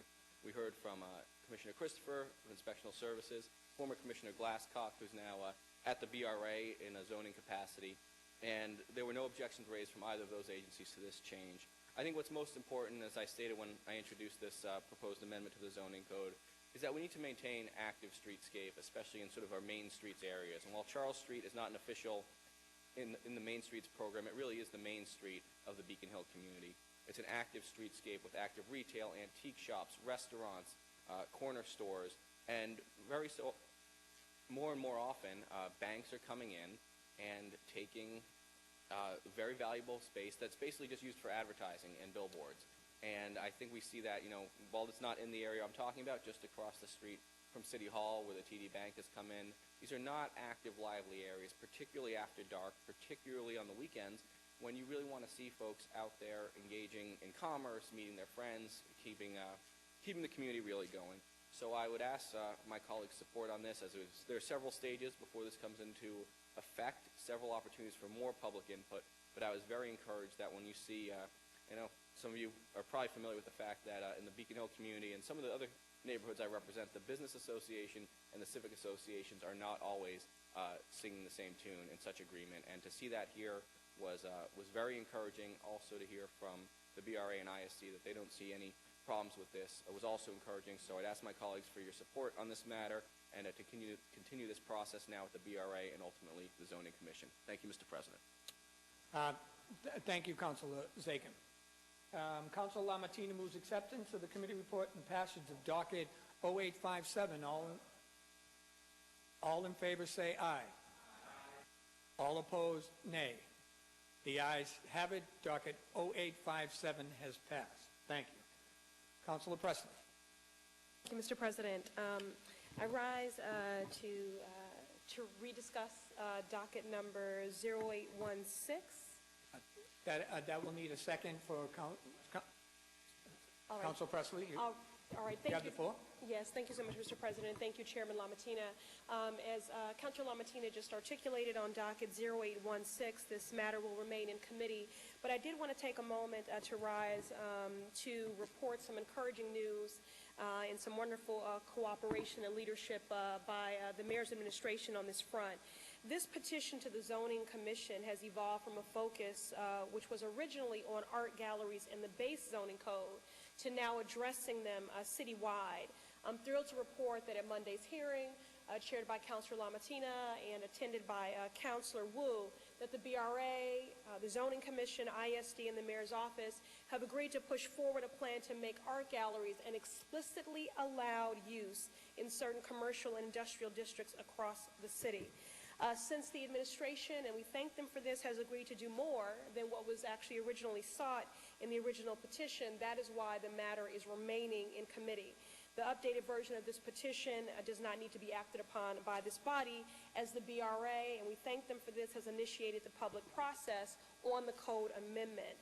I just wanted to take a moment to thank the mayor for his verbally expressed and demonstrated commitment to arts and culture and expanding those opportunities throughout the city. Thank you.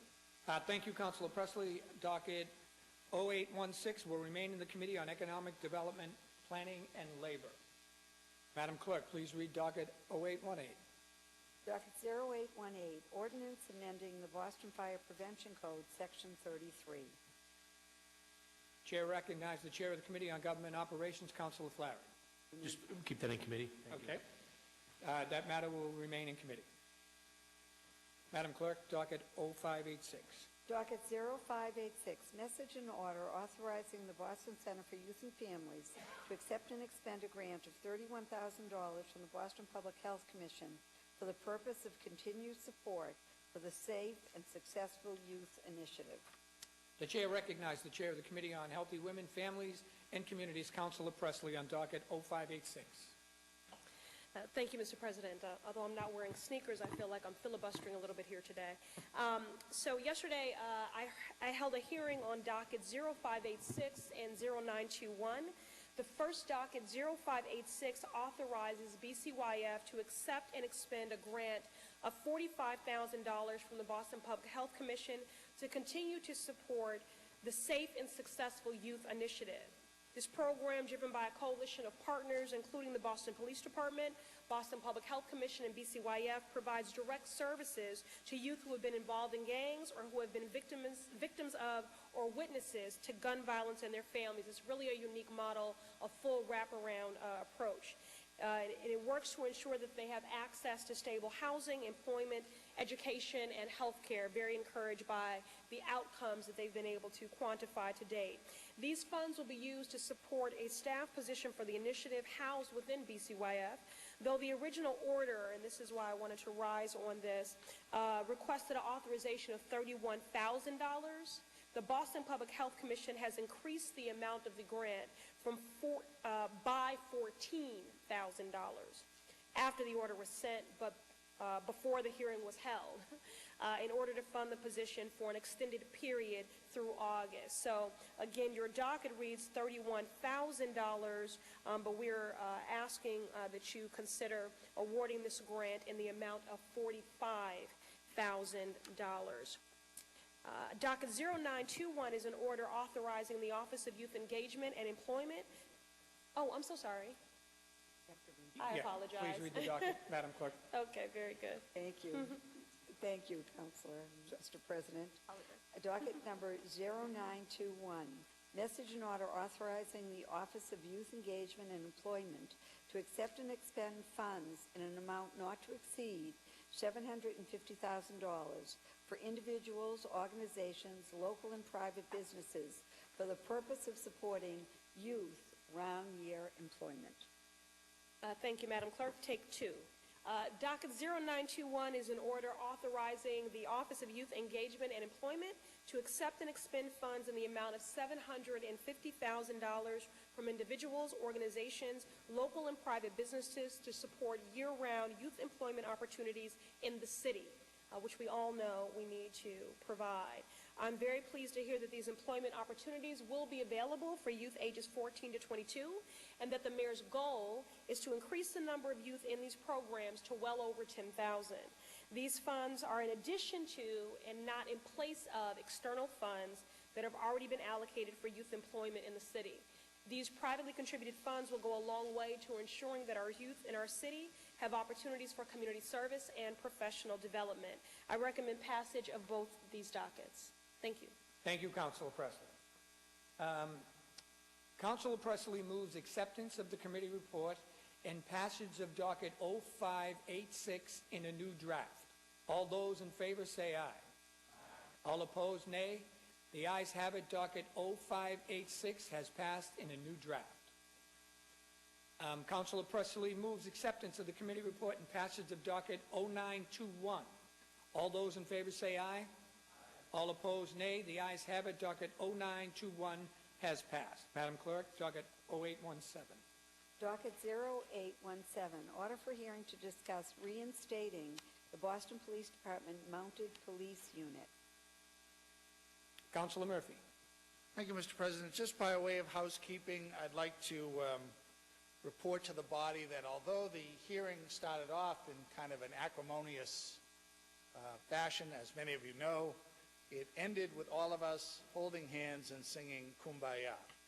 And everybody is in agreement, the elected officials of the city, our body, our mayor, and the police commissioner of the city of Boston to bring back the mounted patrol, something that I have sought since it was eliminated back in '09 and have had widespread support from my colleagues on the city council. So I want to thank you all and ask that this come off matters recently heard and go on to file. So it's resolved, and it's resolved in this fiscal year. Thank you. Placed on file. Okay. Thank you, Councilor Murphy, the chair of the Committee on Public Safety. Docket 0817 will be placed on file. Madam Clerk, read docket 0866. Docket 0866, order for hearing regarding the master lease agreement between Northeastern University and Alpha Management.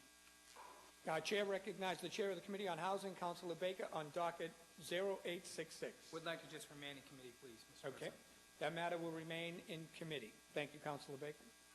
Docket number 0389, ordinance creating a commission on the status of black men and boys in Boston. Docket 0389 will remain in the Committee on Government Operations. Madam Clerk, please read motions, orders, and resolutions. Docket 1116, Councilor Presley and Wu offer the following resolution to establish a state-authorized literary cultural district in the city of Boston.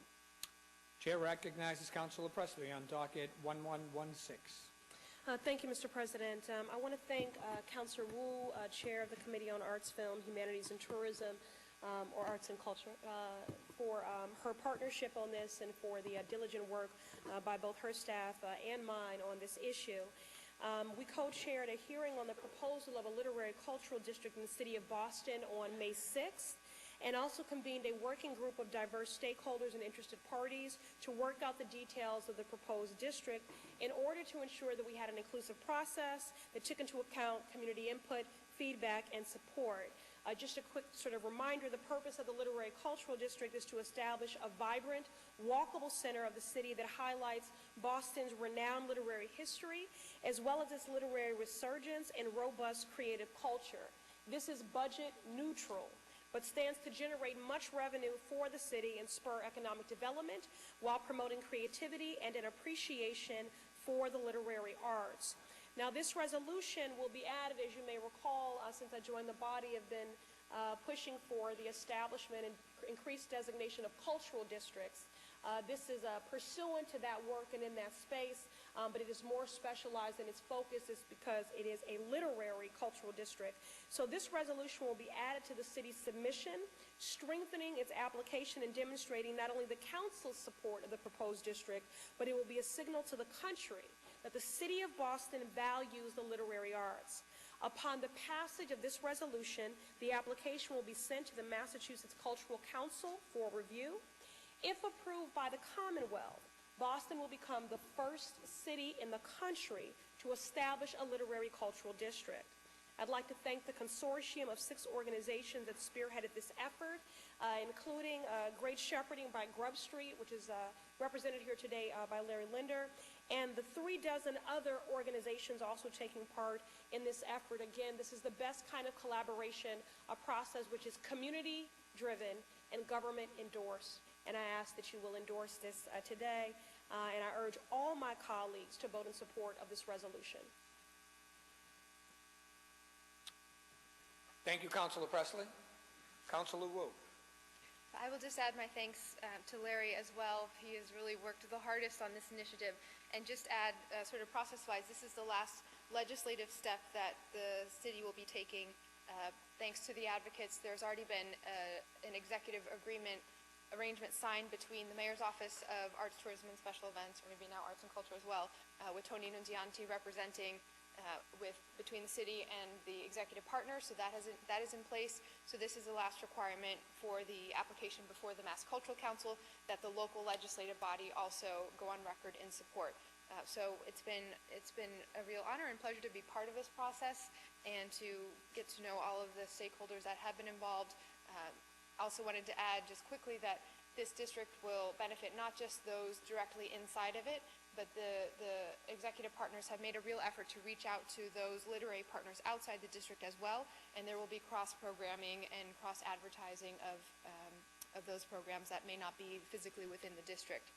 The boundaries will continue to be finalized if all goes well and the Mass Cultural Council accepts the application and moves on to the next step of a site visit and further whittling down the boundaries so that it is walkable and play spaces. We have much to offer, but want to make sure that it is a manageable chunk that is highlighted. So again, would add my voice in support, and I believe we'll be asking for suspension and passage of this. Okay. Councilor Presley and Wu move for passage, well, confirmation, no, adoption. I knew I'd find the right word. Adoption of docket 1116. All those in favor say aye. All opposed, nay. The ayes have it, and docket 1116 has been adopted. Yes, recess.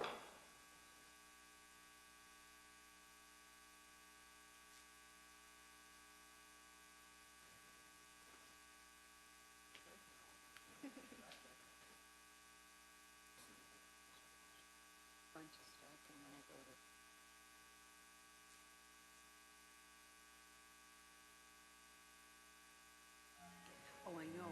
It's written out.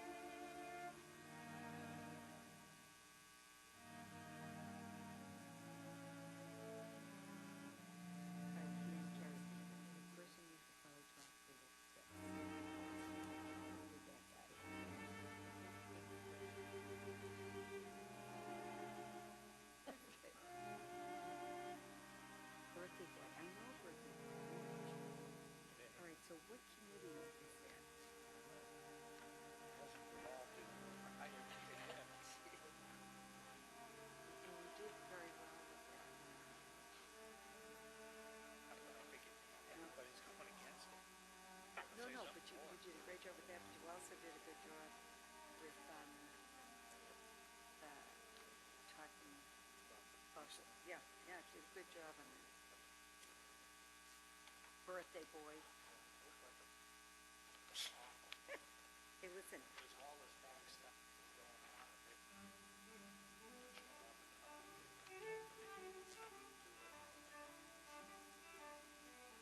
Okay, so it must be in economic development, maybe. All right, what's the number?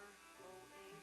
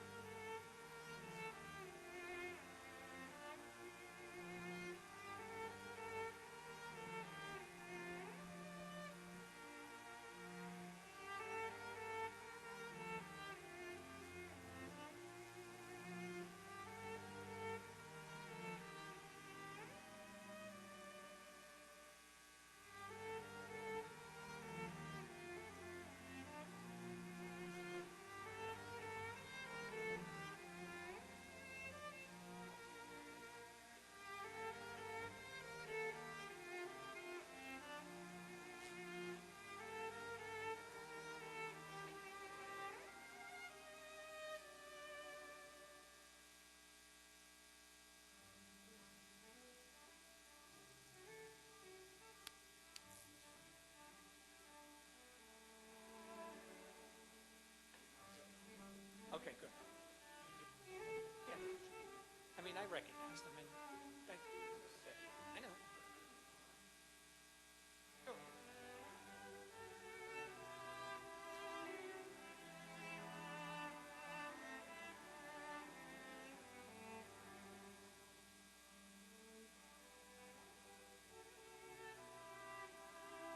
What else do we got? So now we're going to do, I'll do all the personnel, so I'll just read those. And then it's six. What committee was it in? It is in housing.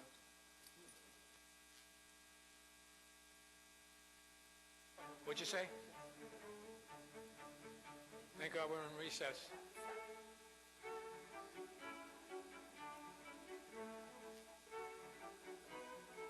Order.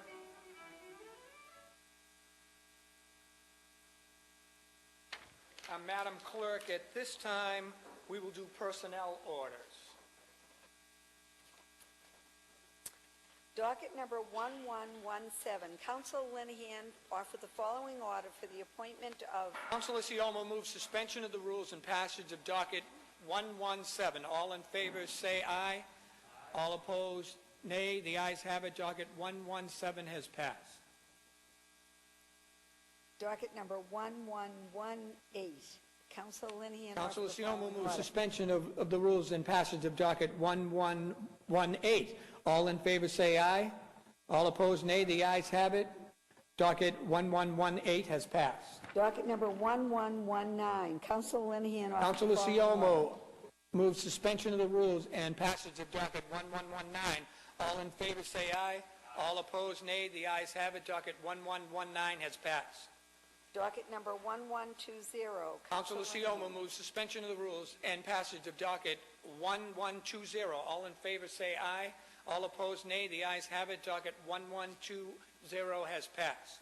Docket number 1121, Council Linehan for Councilor Murphy. Councilor Murphy moves suspension of the rules and passage of docket 1121. All in favor say aye. All opposed, nay. The ayes have it. 1121 2-1 has passed.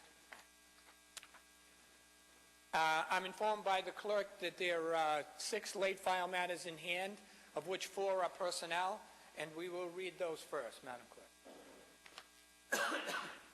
Councilor Bill Linehan for Councilor Wu, ordered that effective July 1st... Councilor Wu moves suspension of the rules and passage of the first late file matter. All those in favor say aye. All opposed, nay. The ayes have it. First late file matter has passed. Councilor Bill Linehan for Councilor Jackson. Councilor Jackson moves on the first late file matter. All those in favor say aye. All those opposed, nay. The ayes have it. The second late file matter has passed. Councilor Bill Linehan for Councilor Jackson, ordered that effective Councilor Saturday... Jackson moves suspension of the rules and passage of the third late file matter. All those in favor say aye. All opposed, nay. The ayes have it. The third late file matter has passed. Councilor Bill Linehan for Councilor Yancey, ordered that Councilor effective... Yancey moves suspension of the rules and passage of the fourth late file matter. All those in favor say aye. All opposed, nay. The ayes have it, and the fourth late file matter has passed. Madam Clerk, the fifth late file matter. Offered by City Councilor Tito Jackson. Whereas the city recognizes that the LAZ Ultimate Parking Workers are currently attempting to form a union with Teamsters Local 25. Is it first and last, Mr. President? Yes, please. Therefore, be it resolved that the Boston City Council supports the LAZ Ultimate Parking Workers in their fight to be represented by Teamsters Local 25 and calls on all building owners and managers to join the council in asking that LAZ Ultimate Parking provide full-time jobs with fair salaries and benefits, and therefore be it further resolved that the Boston City Council recommends that building owners and managers contract with parking contractors who support the right of their workers to unionize. Councilor Jackson, you have the floor.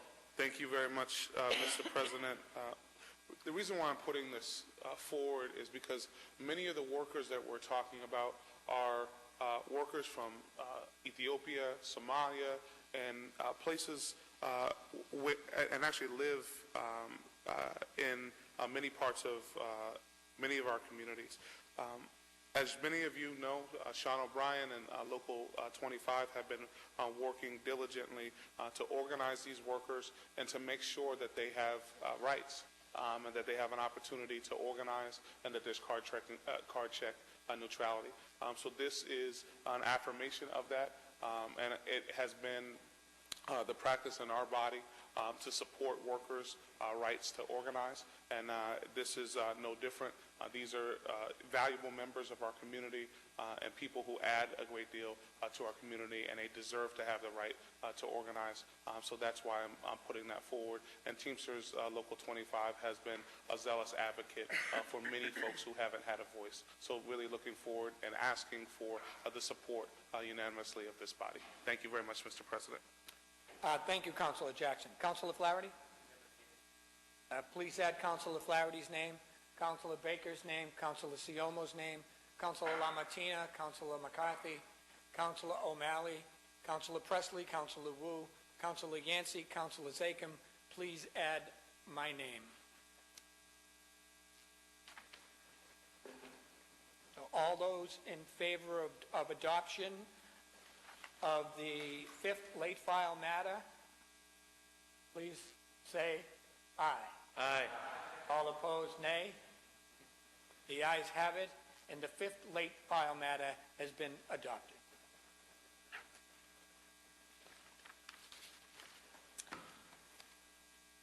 The last... Councilor Yancey, your button is pressed. Oh, sorry. Okay. Thank you. Madam Clerk, green sheets at this time? We have two. One more late Oh, file. I'm sorry. I'm rushing through this. I apologize. Thank you. With the sixth late file matter, Madam Clerk. Offered by Councilors Josh Sakem and Mark Siomo in the City of Boston, an ordinance amending CBC Chapter 10-10.3 and 10.4 University Accountability. Councilor Zaken. Thank you, Mr. President.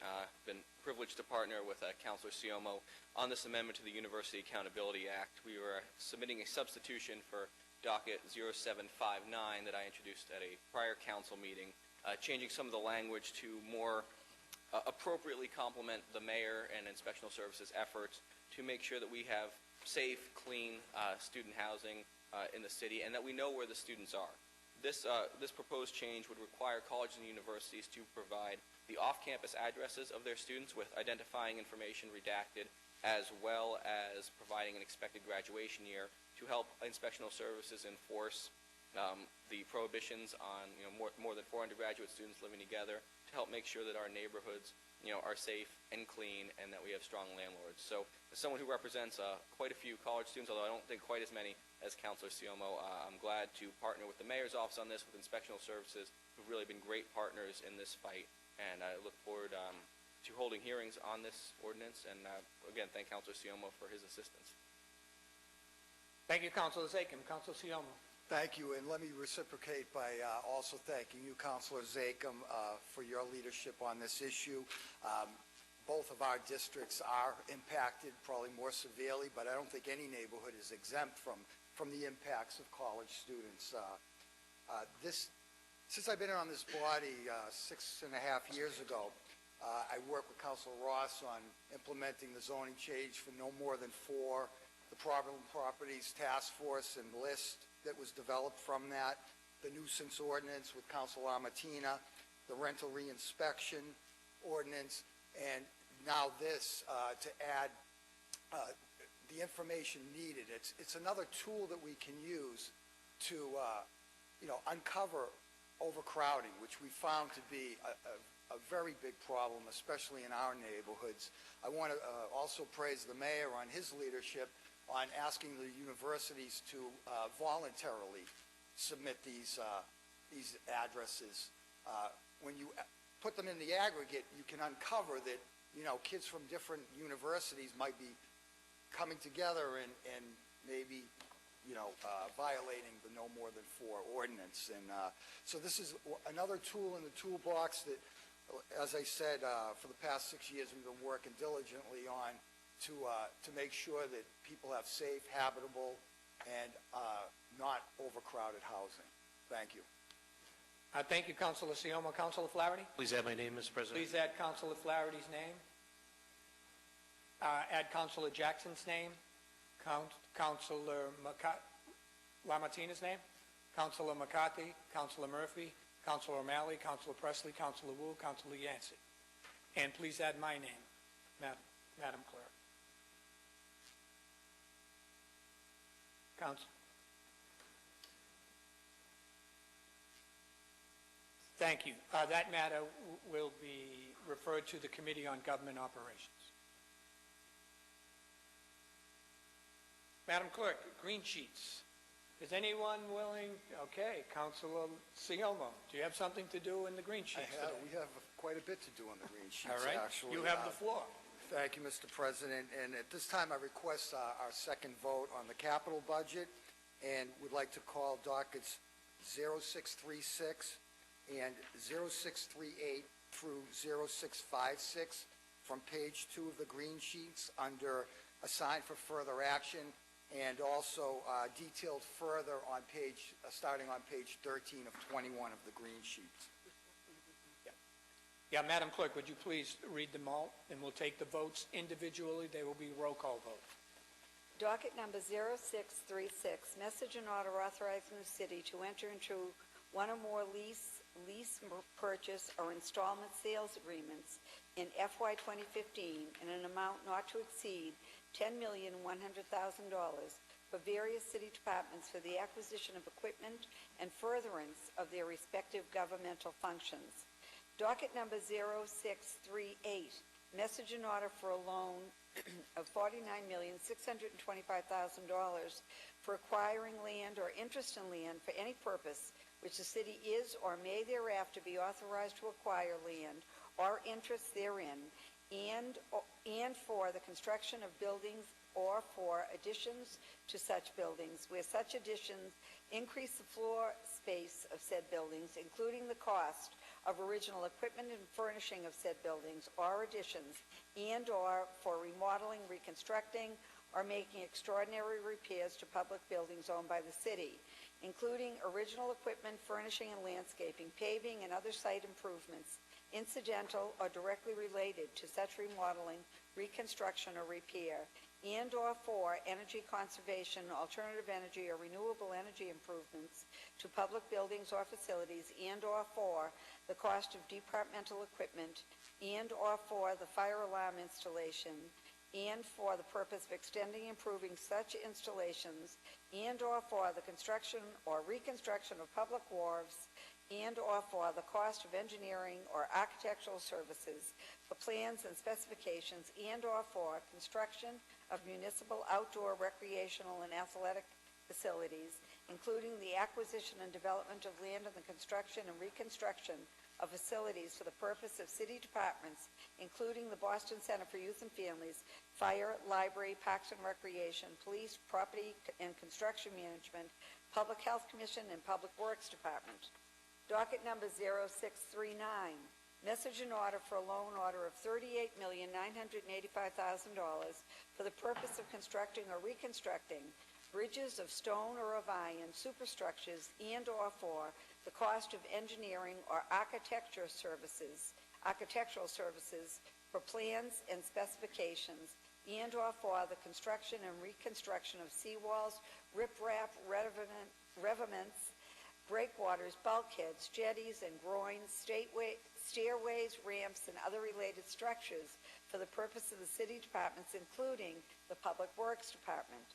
Docket number 0640, message and order for a loan of $29,475,000 for the development, design, purchase, and installation of computer hardware or other data processing equipment and computer-assisted integrated financial management and accounting systems, and/or for the development, design, and purchase of computer software incident to the purchase, installation, or operation of computer hardware, other data processing equipment, and computer-assisted integrated financial management and accounting systems, and/or for the cost of departmental equipment, and/or for safety alarm or safety communication installations, and for the purpose of extending and improving such installations for the purpose of city departments, including the Department of Innovation and Technology and the School Department. Docket number 0641, message and order for a loan of $20,725,000 for the original construction of public ways and the extensions or widening thereof, including land damages and the cost of pavement and sidewalks laid at the time of said construction, and/or for construction of stone, block, brick, cement, concrete, bituminous macadam, and other permanent pavement of similar lasting character, and/or for the original construction, surfacing, or resurfacing of municipally owned and operated off-street parking areas, and/or for the construction of sidewalks of brick, bituminous concrete, stone, or concrete installing macadam pavement, and/or for road materials or resurfacing municipally owned and operated off-street parking areas where pavement and other road materials, and/or for the cost of engineering or architectural services for plans and specifications for the purpose of the Boston Redevelopment Authority and the city's department, including the Public Works and Transportation Department.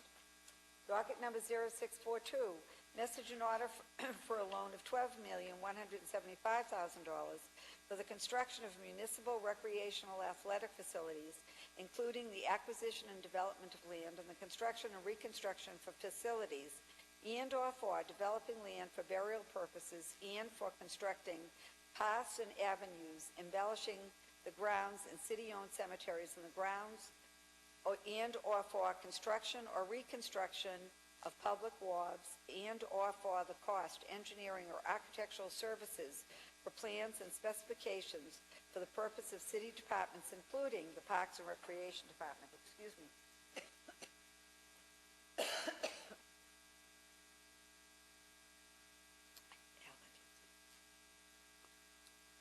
Docket number 0643, message and order for a loan of $10,505,000 for remodeling, reconstructing, or making extraordinary repairs to public buildings owned by the city, including original equipment, furnishing, and landscaping, paving, and other site improvements incidental or directly related to such remodeling, reconstruction, or repairs, and/or for energy conservation, alternative energy, and renewable energy improvements to public buildings and facilities, and/or for the cost of departmental equipment, and/or for the cost for the installation of safety alarm systems, including and extending, improving such installations for the purpose of city departments, including the school department.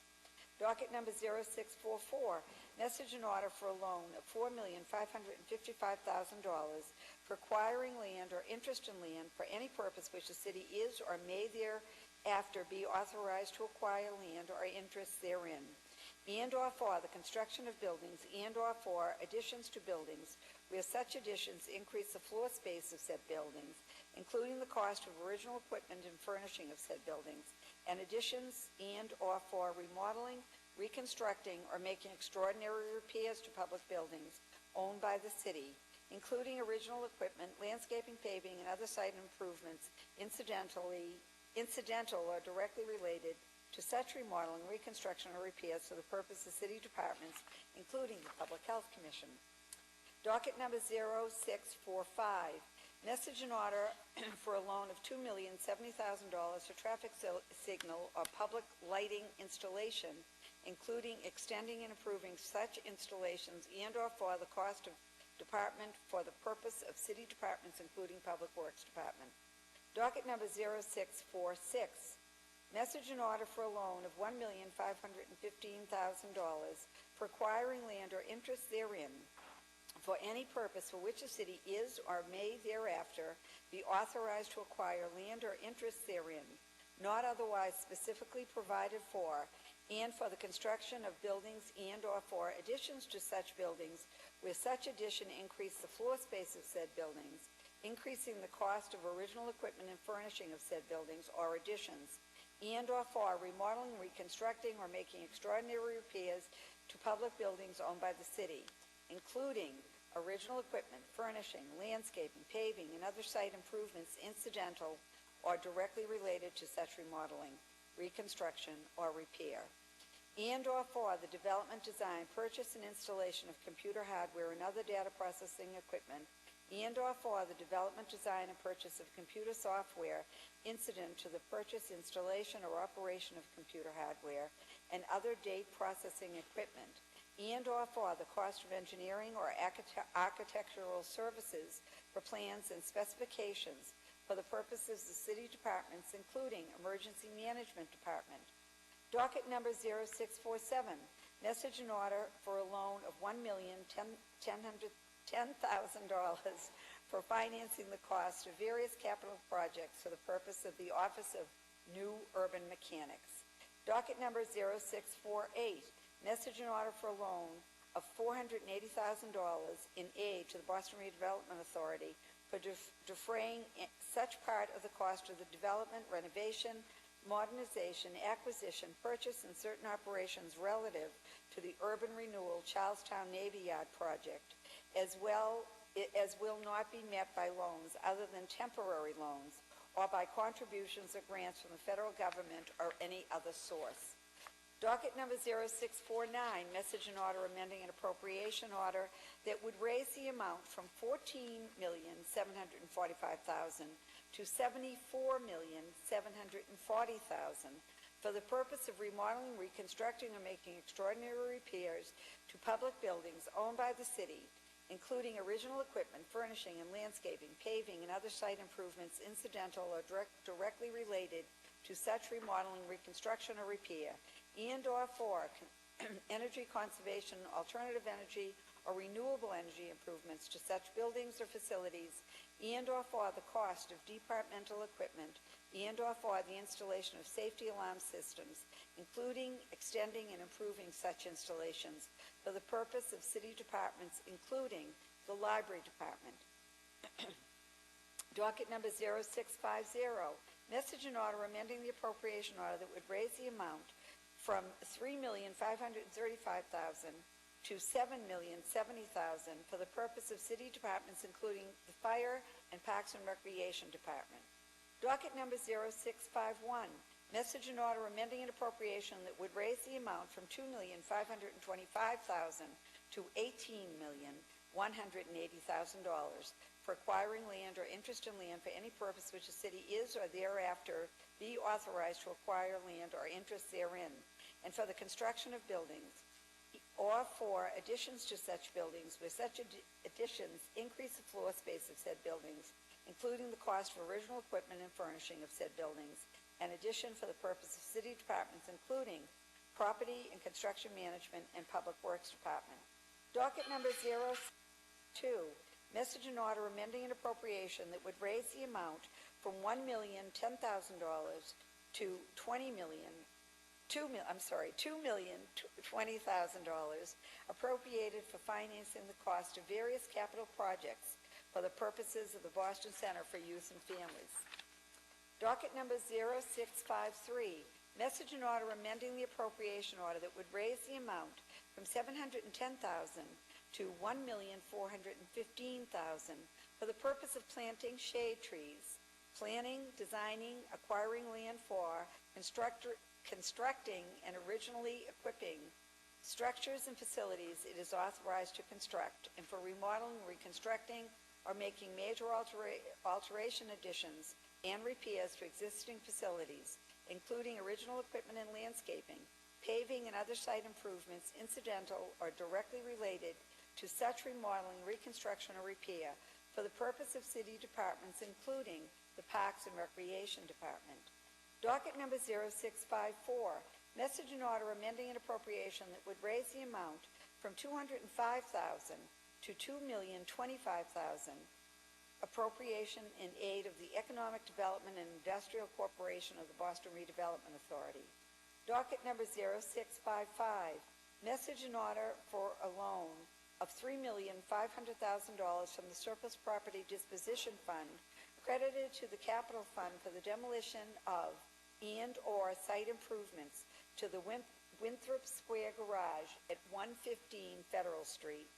Docket number 0656, message and order for a loan of $1,750,000 for the Surplus Property Disposition Fund credited to the Capital Fund for the demolition of and site improvements to the following three properties for the purpose of the Department of Neighborhood Development: 65 East Cottage Street in Dorchester, 71 to 79 Intervale Street in Dorchester, and 174 West 2nd Street in South Boston.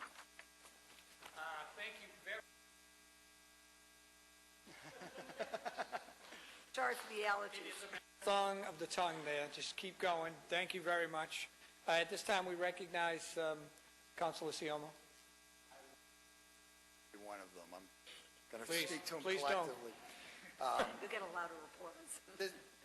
These requests amount to approximately $250 million in authorizations for this year and a combined $1.9 billion of investments into all of our neighborhoods over the next 5 years.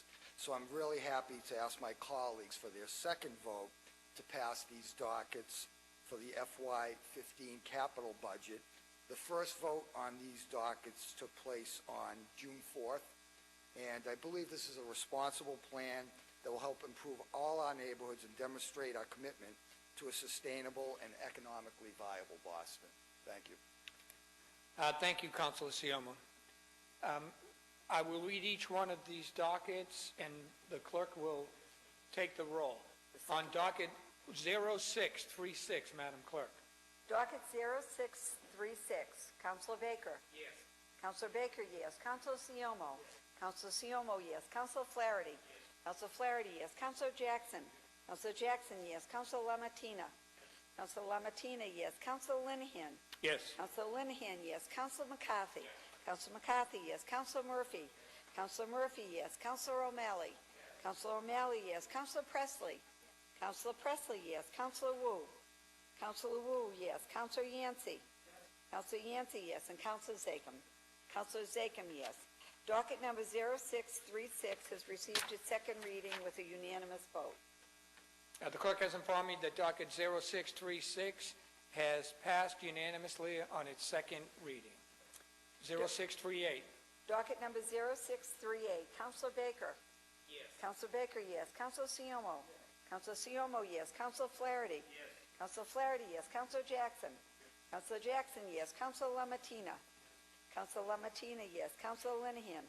Yes. Counselor Linehan, yes. Counselor McCarthy. Yes. Counselor McCarthy, yes. Counselor Murphy.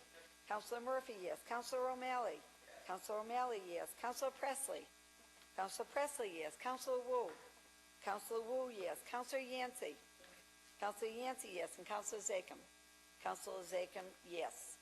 Docket number 0638, which is the second vote, did receive a unanimous vote.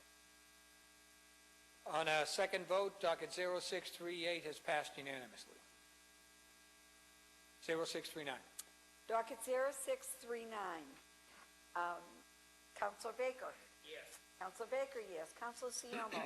Counselor Siomo, yes. Counselor Flaherty. Counselor Flaherty, yes. Counselor Jackson.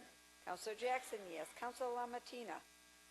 Counselor Lamatina, yes. Counselor Linehan. Yes. Counselor Linehan, yes. Counselor McCarthy. Counselor McCarthy, yes. Counselor Murphy. Counselor Murphy, yes. Counselor O'Malley. Counselor O'Malley, yes. Counselor Presley. Counselor Presley, yes. Counselor Wu. Counselor Wu, yes. Counselor Yancey. Counselor Yancey, yes. Counselor Zachem. Counselor Zachem, yes. Mr. President, docket number 0639 received a second vote with a unanimous vote. 0639 has passed unanimously in a second vote. 0640. Docket 0640. Counselor Baker. Yes. Counselor Baker, yes. Counselor Siomo. Yes. Counselor Siomo, yes. Counselor Flaherty. Yes. Counselor Flaherty, yes. Counselor Jackson. Counselor Jackson, yes. Counselor Lamatina. Counselor Lamatina, yes. Counselor Linehan. Yes. Counselor Linehan, yes. Counselor McCarthy. Yes. Counselor McCarthy, yes. Counselor Murphy. Counselor Murphy, yes. Counselor O'Malley. Counselor O'Malley, yes. Counselor Presley. Counselor Presley, yes. Counselor Wu. Counselor Wu, yes. Counselor Yancey. Counselor Yancey, yes. And Counselor Zachem. Counselor Zachem, yes. Docket number 0640 received a unanimous vote, Mr. President. Docket 040 has passed unanimously for a second reading. Docket 0641. Counselor Baker. Yes. Counselor Baker, yes. Counselor Siomo. Counselor Siomo, yes. Counselor Flaherty. Yes. Counselor Flaherty, yes. Counselor Jackson. Counselor Jackson, yes. Counselor Lamatina. Counselor Lamatina, yes. Counselor Linehan. Yes. Counselor Linehan, yes. Counselor McCarthy. Counselor McCarthy, yes. Counselor Murphy. Counselor Murphy, yes. Counselor O'Malley. Counselor O'Malley, yes. Counselor Presley. Counselor Presley, yes. Counselor Wu. Counselor Wu, yes. Counselor Yancey. Counselor Yancey, yes. Counselor Zachem. Counselor Zachem, yes. Mr. President, docket number 0641 received a second vote with a unanimous vote. Docket 0641 has passed in its second reading unanimously. Docket number 0642. Counselor Baker. Yes. Counselor Baker, yes. Counselor Siomo. Yes. Counselor Siomo, yes. Counselor Flaherty. Yes. Counselor Flaherty, yes. Counselor Jackson. Counselor Jackson, yes. Counselor Lamatina. Yes. Counselor Lamatina, yes. Counselor Linehan. Yes. Counselor Linehan, yes. Counselor McCarthy. Yes. Counselor McCarthy, yes. Counselor Murphy. Yes. Counselor Murphy, yes. Counselor O'Malley. Counselor O'Malley, yes. Counselor Presley. Counselor Wu. Counselor Wu, yes. Counselor Yancey. Counselor Yancey, yes. Counselor Zachem. Counselor Zachem, yes. Docket number 0642 has received a second reading with a vote of 12 in favor. Docket 0642 has passed in its second reading with a vote of 12 votes in the affirmative. Docket number 0643, Counselor Baker. Yes. Counselor Baker, yes. Counselor Siomo. Yes. Counselor Siomo, yes. Counselor Flaherty. Yes. Counselor Flaherty, yes. Counselor Jackson. Counselor Jackson, yes. Counselor Lamatina. Counselor Lamatina, C. Counselor Linehan. Yes. Counselor Linehan, yes. Counselor McCarthy. Counselor McCarthy, yes. Counselor Murphy. Counselor Murphy, Counselor O'Malley. Whoa. Counselor O'Malley. Counselor Presley. Yes. Counselor Presley, yes. Counselor Wu. Counselor Wu, yes. Counselor Yancey. Counselor Yancey, yes. And Counselor Zachem. Counselor Zachem, yes. Mr. President, docket number 0643 has received its second reading with a unanimous vote. The clerk has informed me docket 0643 has passed unanimously for its second reading. Docket number 0644, Counselor Baker. Counselor Baker, yes. Counselor Siomo. Counselor Siomo, yes. Counselor Flaherty. Counselor Flaherty, yes. Counselor Jackson.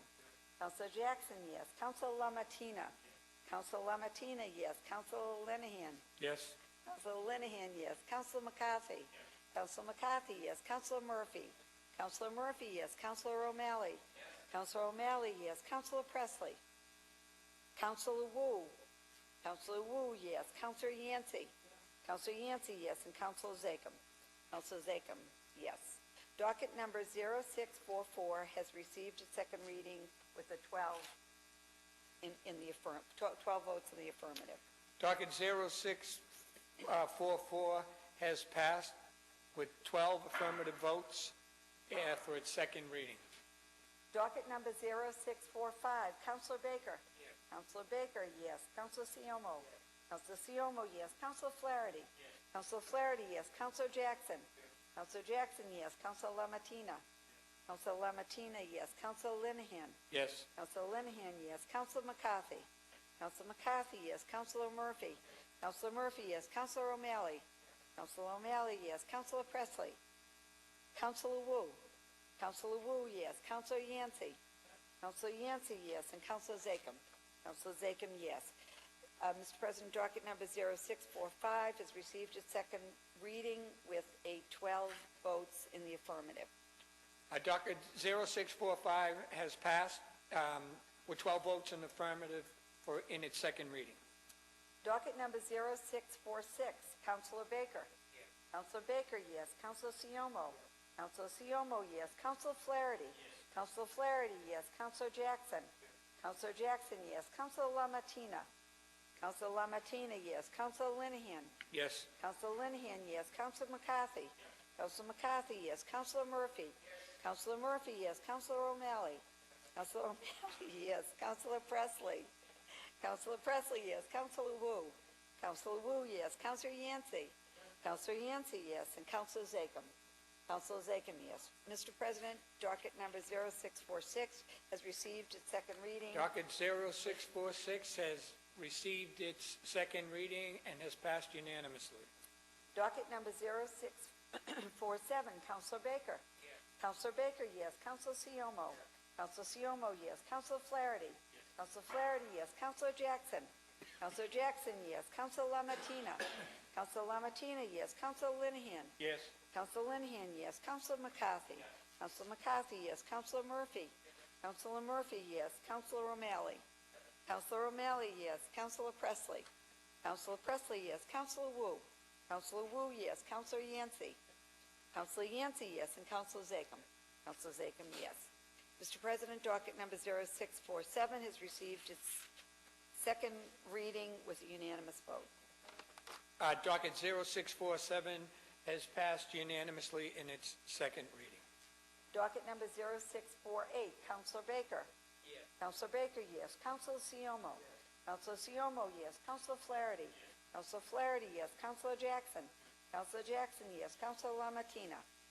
Counselor Lamatina, yes. Counselor Linehan. Yes. Counselor Linehan, yes. Counselor McCarthy. Yes. Counselor McCarthy, yes. Counselor Murphy. Yes. Counselor Murphy, yes. Counselor O'Malley.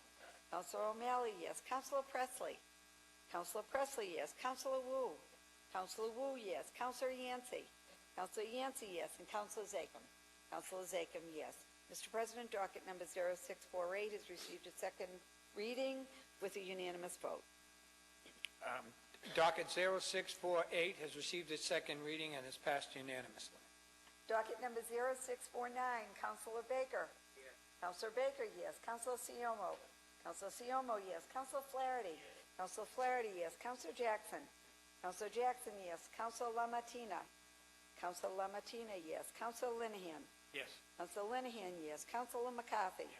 Counselor McCarthy, yes. Counselor Murphy. Yes. Counselor Murphy, yes. Counselor O'Malley. Counselor O'Malley, yes. Counselor Presley. Counselor Presley, yes. Counselor Wu. Counselor Wu, yes. Counselor Yancey. Counselor Yancey, yes. And Counselor Zachem. Counselor Zachem, yes. Mr. President, docket number 0649 is received its second reading with a unanimous vote. Docket 0649 has received its second reading and has passed unanimously. Docket number 0650, Counselor Baker. Counselor Baker, yes. Counselor Siomo. Counselor Siomo, yes. Counselor Flaherty. Counselor Flaherty, yes. Counselor Jackson.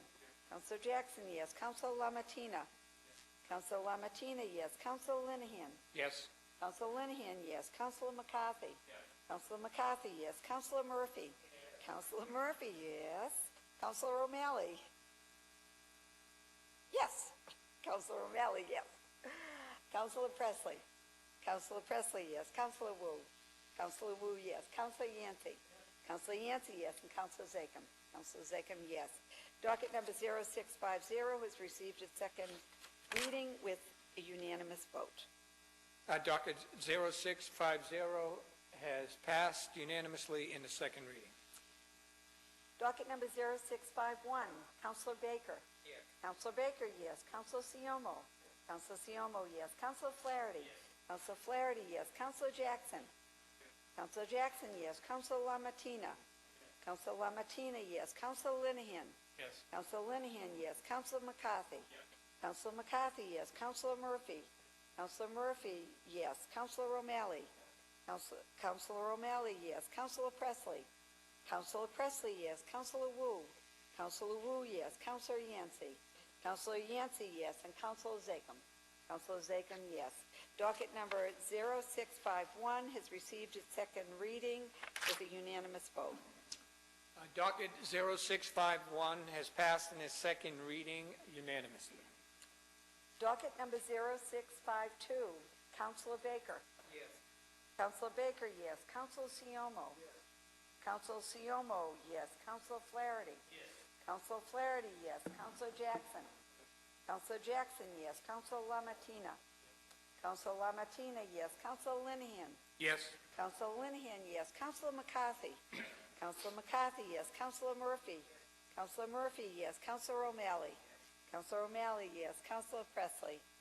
Counselor Presley, yes. Counselor Wu. Counselor Wu, yes. Counselor Yancey. Counselor Yancey, yes. And Counselor Zachem. Counselor Zachem, yes. Docket number 0652 has received its second reading with a unanimous vote. Docket 0652 has received its second reading and passed unanimously. Docket number 0653, Counselor Baker. Yes. Counselor Baker, yes. Counselor Siomo. Counselor Siomo, yes. Counselor Flaherty. Yes. Counselor Flaherty, yes. Counselor Jackson. Counselor Jackson, yes. Counselor LaMattina. Counselor LaMattina, yes. Counselor Linehan. Yes. Counselor Linehan, yes. Counselor McCarthy. Yes. Counselor McCarthy, yes. Counselor Murphy. Counselor Murphy, yes. Counselor O'Malley. Counselor O'Malley, yes. Counselor Presley. Counselor Presley, yes. Counselor Wu. Counselor Wu, yes. Counselor Yancey. Counselor Yancey, yes. Counselor Zachem. Counselor Zachem, yes. Mr. President, docket number 0653 has received its second reading with a unanimous vote. Docket 0653 has passed the second reading unanimously. Docket number 0654, Counselor Baker. Yes. Counselor Baker, yes. Counselor Siomo. Yes. Counselor Siomo, yes. Counselor Flaherty. Yes. Counselor Flaherty, yes. Counselor Jackson. Counselor Jackson, yes. Counselor LaMattina. Yes. Counselor LaMattina, yes. Counselor Linehan. Yes. Counselor Linehan, yes. Counselor McCarthy. Yes. Counselor McCarthy, yes. Counselor Murphy. Yes. Counselor Murphy, yes. Counselor O'Malley. Yes. Counselor O'Malley, yes. Counselor Presley. Counselor Presley, yes. Counselor Wu. Counselor Wu, yes. Counselor Yancey. Counselor Yancey, yes. And Counselor Zachem. Counselor Zachem, yes. Mr. President, docket number 0654 has received its second reading with a unanimous vote. Docket 0654 has passed its second reading unanimously. Docket number 0655, Counselor Baker. Yes. Counselor Baker, yes. Counselor Siomo. Yes. Counselor Siomo, yes. Counselor Flaherty. Yes. Counselor Flaherty, yes. Counselor Jackson. Yes. Counselor Jackson, yes. Counselor LaMattina. Yes. Counselor LaMattina, yes. Counselor Linehan. Yes. Counselor Linehan, yes. Counselor McCarthy. Yes. Counselor McCarthy, yes. Counselor Murphy. Counselor Murphy, yes. Counselor O'Malley? Counselor O'Malley, yes. Counselor Presley? Counselor Presley, yes. Counselor Wu? Counselor Wu, yes. Counselor Yancey? Counselor Yancey, yes. Counselor Zachem? Counselor Zachem, yes. Docket number 0655 has received its second reading with a unanimous vote. Docket 0655 has passed in second reading unanimously. Docket number 0656, the number you've all been waiting for. Counselor Baker? Yes. Counselor Baker, yes. Counselor Siomo? Yes. Counselor Siomo, yes. Counselor Flaherty? Yes. Counselor Flaherty, yes. Counselor Jackson? Counselor Jackson, yes. Counselor Lamartina? Yes. Counselor Lamartina, yes. Counselor Linehan? Yes. Counselor Linehan, yes. Counselor McCarthy? Counselor McCarthy, yes. Counselor Murphy? Counselor Murphy, yes. Counselor O'Malley? Oh, yes. Counselor O'Malley. Counselor Presley? Counselor Presley, yes. Counselor Wu?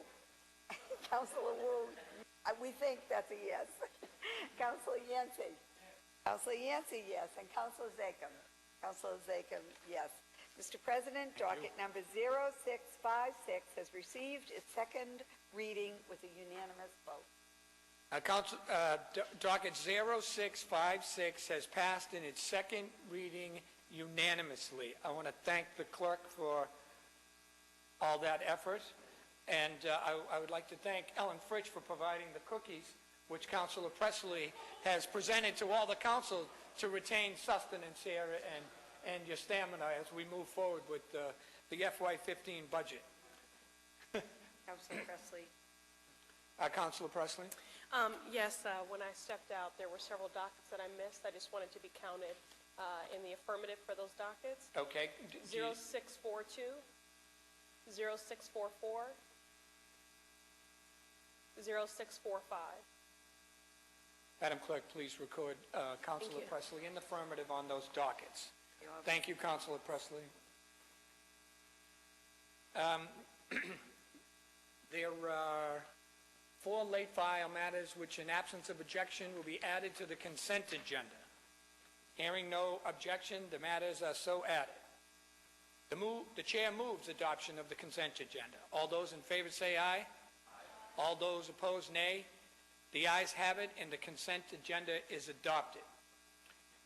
Before we move on, I'd like to thank all of you for what is for 3 of you your first budget, to work hard and diligently on behalf of the people of the city of Boston. I'd like to recognize Councilor Siomo for his leadership once again in ushering us through another budget, my 7th and the 31st for Councilor Yancey. I'm paying attention, Councilor Yancey. I'd also like to recognize my predecessor today, because today is his 57th birthday, Councilor Stephen Murphy.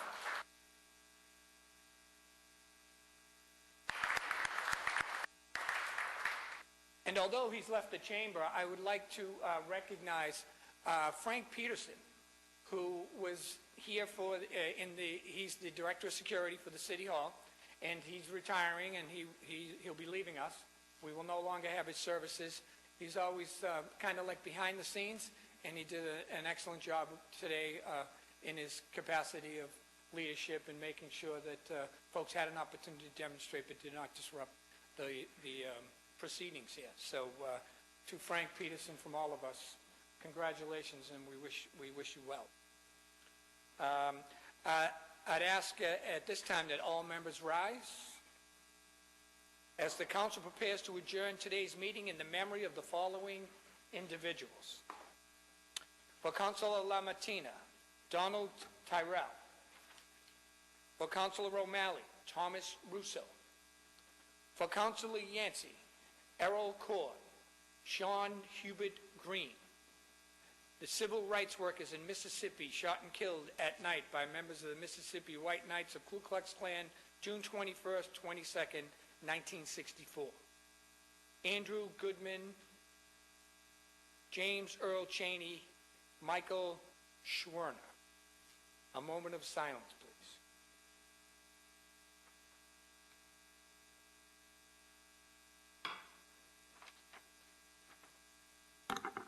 Before I move for the adjournment, I would just want to remind folks that we do have a reception in the Curley Chamber. The chair moves that when the council adjourns today, it does so in memory of the aforementioned individuals. It is scheduled to meet again on Wednesday, July 9th, 2014, at 12 o'clock noon. All those in favor say aye. Aye. All opposed, nay. The ayes have it. The council is adjourned. Congratulations.